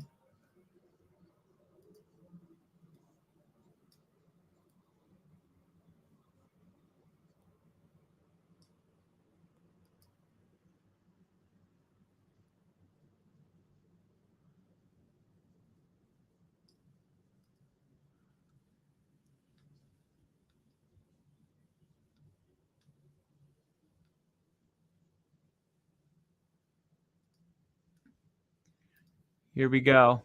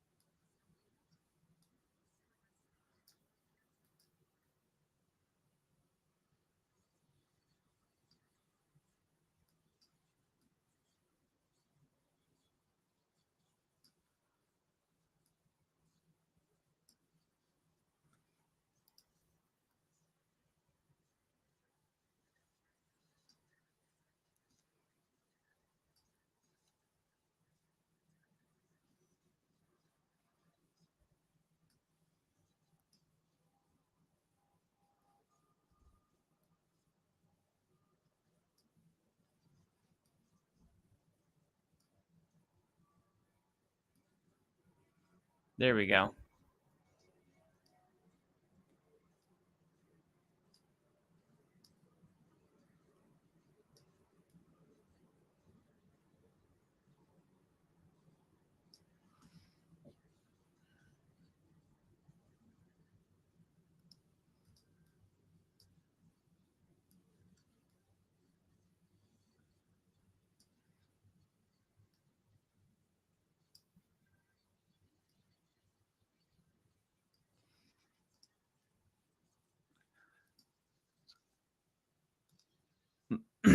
All right, thumbnail is made,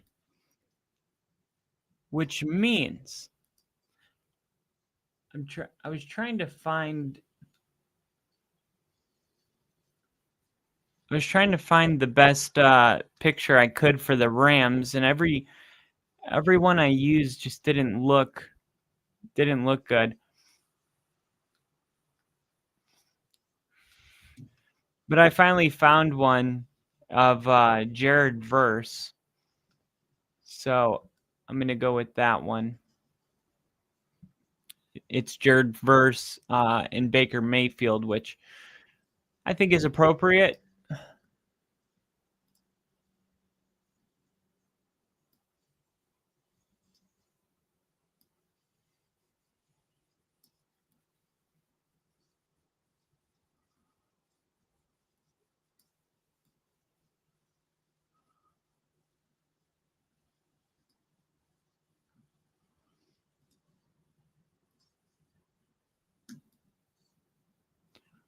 All Rams, and I don't think they're going to be slowing down anytime soon.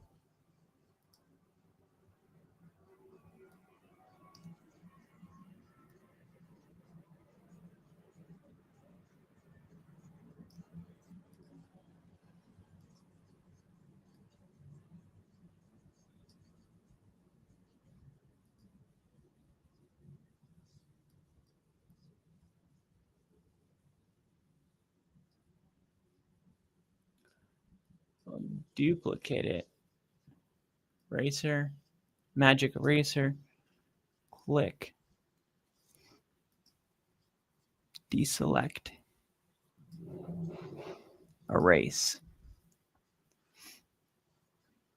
There we go.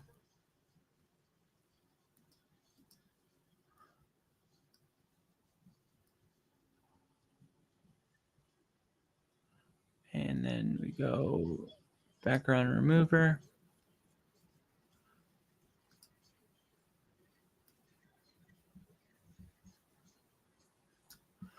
Position. Backward. There we go. Got it.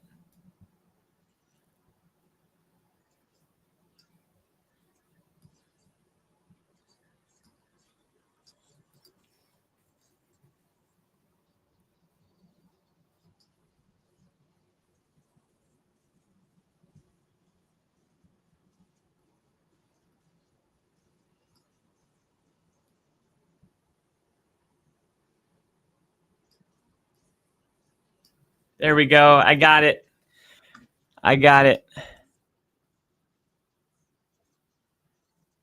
I want the rustic. Yeah. There it is.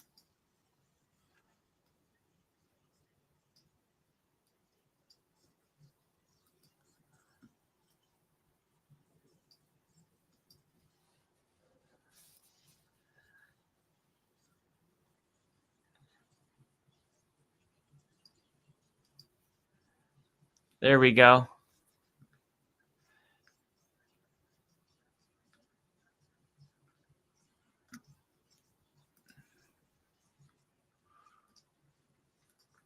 Only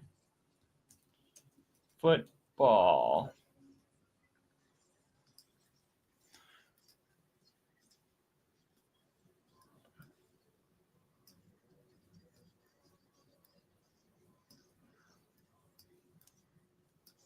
Here's the process of what it looks like making a thumbnail. So here's where I'm at, and I make that a little bit smaller. Go ahead and change the color to white. Sometimes I'll change the color. I'll go here and I will I'll pick the exact shade of blue that a player's wearing. It's a very subtle thing, you know, that no one really sees. Like this picture right here says LFB for let's effing bake. I don't want it to be like I'm a a Bucks fan. I want Rams fan to click too. So go ahead and get rid of that. And then I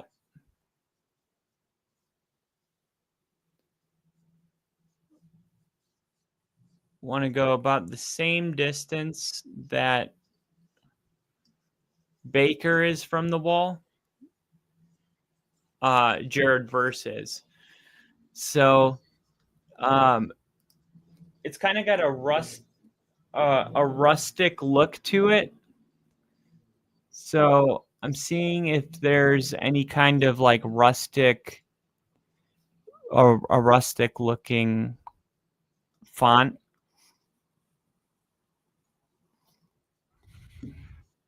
Honestly, this might work.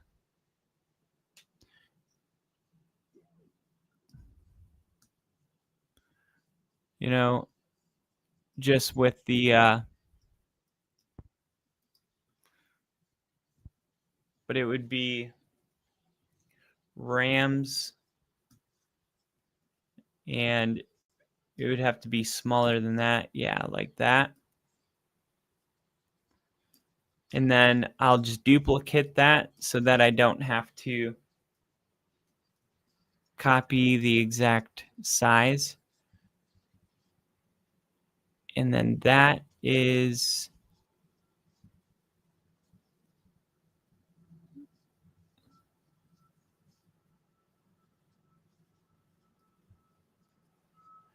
right there. And I don't want it to be black, but I want it to be let's see.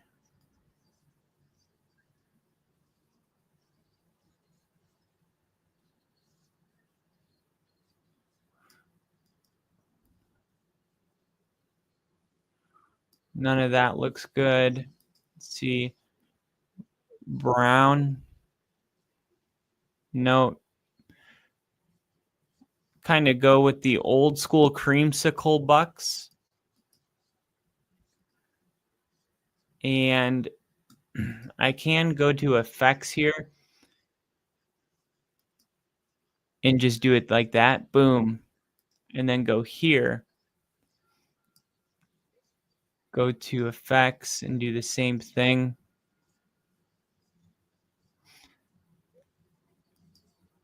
But instead of that, I'm going to go with the neon yellow. Like that. And the Rams are more of like that. Rams. And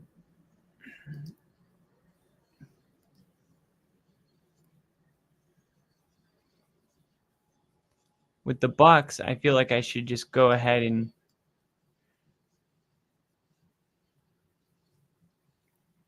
actually, I'm just going to take the shade from the jersey here.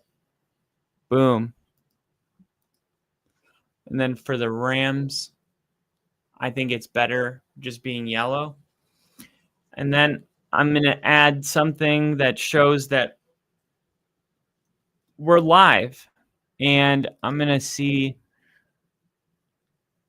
which one fits the vibe the most.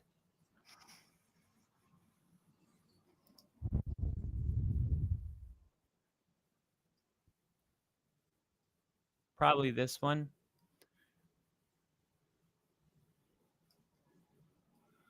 So go ahead and throw that into the top right. But instead of purple, we're going to make the base blue, right?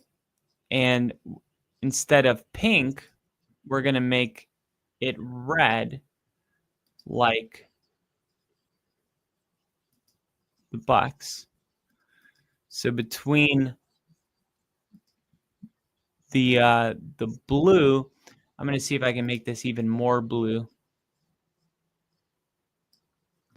Now we got both of these colors popping, so it's neutral. And let's see if I can get a verse. Yep, I can.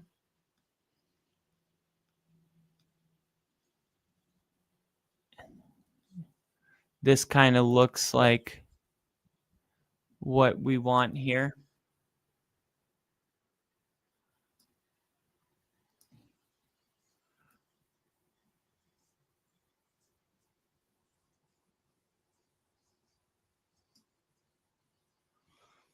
Let's see if we can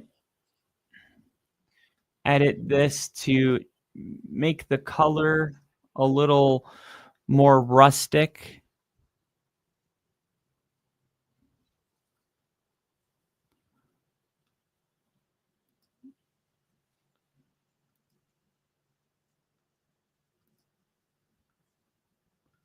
Wow, and they just scored again.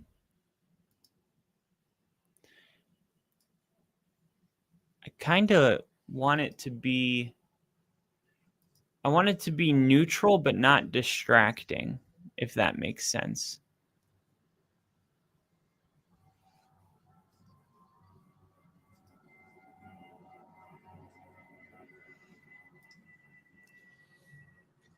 I'm thinking the pink is probably it, but ultimately I just don't think it works well enough.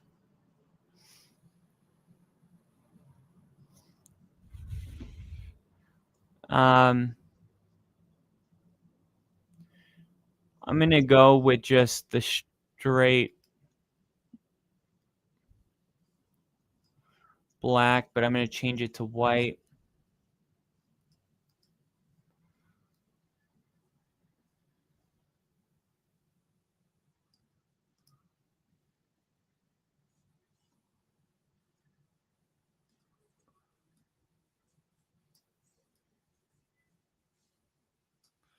wondering if I can make this kind of go through the players and the words.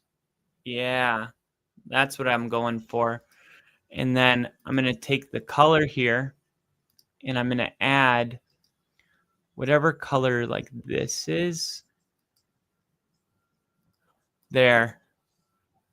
Now it kind of blends in right there. And I'm going to lighten it just a little bit.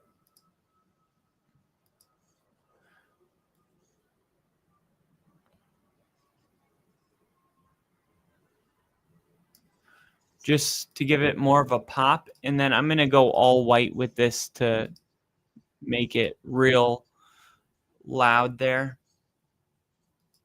And I'm tempted actually to just turn this white.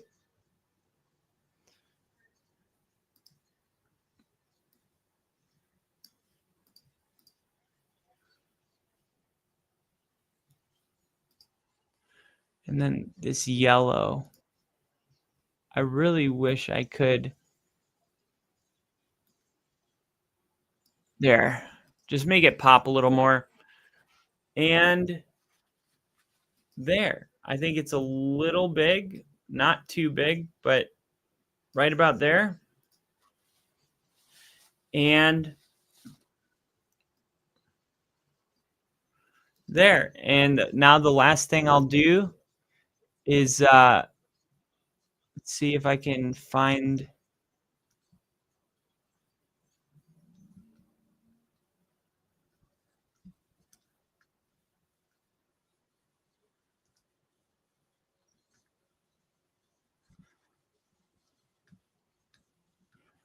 There was a picture that I had in here.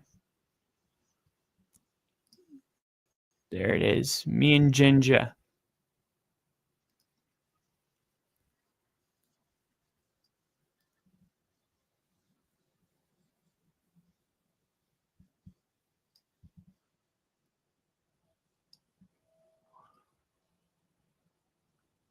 There it is. Me and Ginger.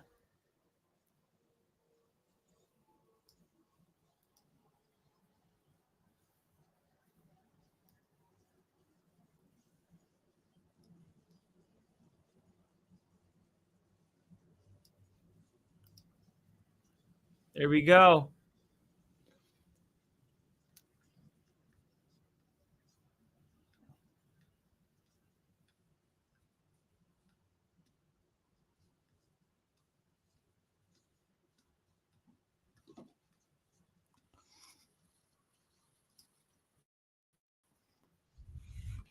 Actually, what I'm going to do is I'm going to put Ginger on my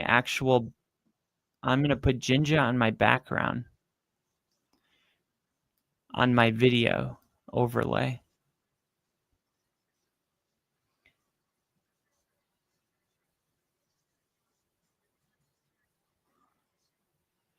There. Now it just looks like I'm fired up about this game. Slide it there. Leave myself over a little bit.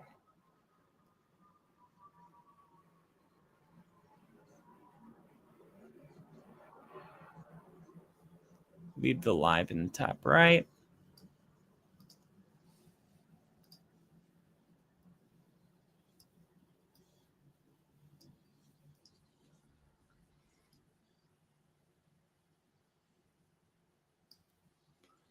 And then let's see if I put myself behind it.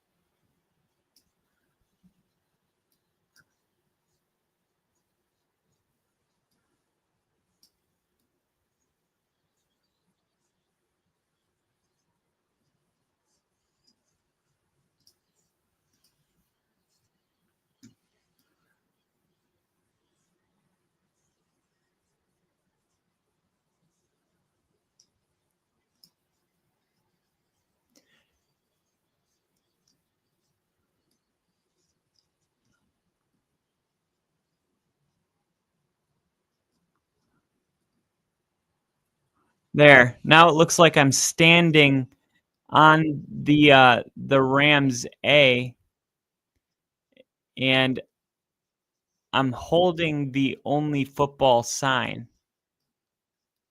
No, right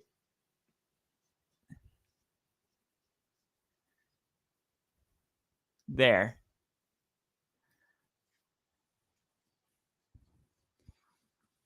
And there it is. A thumbnail.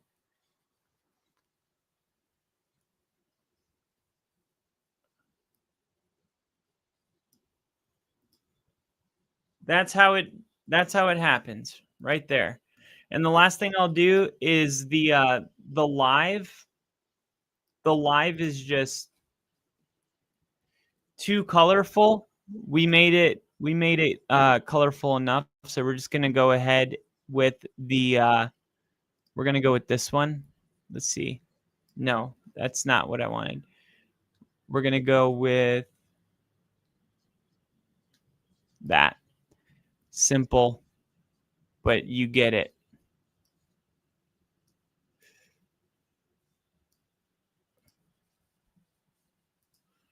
Let's see. Make it.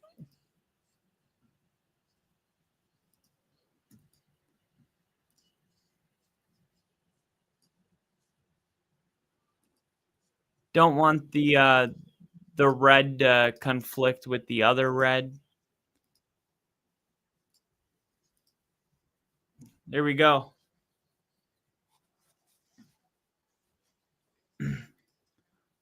And that is how you make the thumbnail. Now I'm going to take Jinja and I'm going to put him on my background.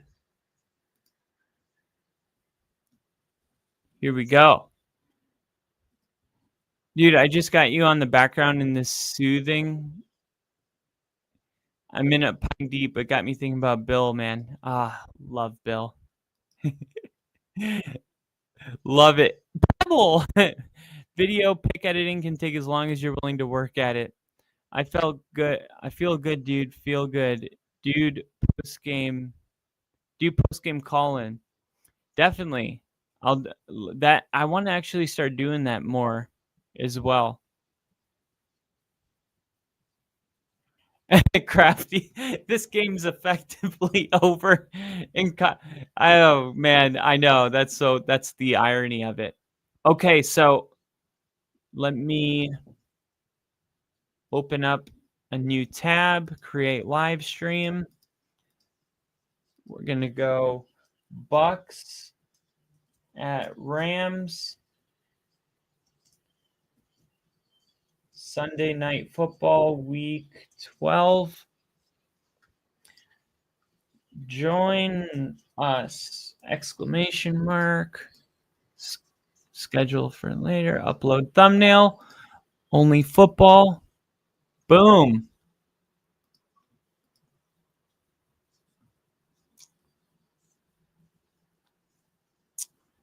I demand I demand you guys enter studio.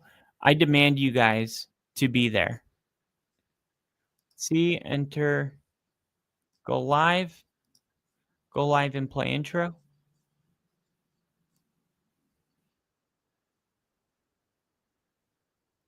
Okay, I have just opened. Whoa! I just opened. I just went live. I'm live right now, so I'm gonna end this one. Hop over to the other stream. It's live right now. Kansas City won't snap the ball again. The Broncos have beaten. Let's see who's the first one to hop over there. Nobody's there yet. Nobody's there yet. All right. I'm ending this one. Hop over. Hop over.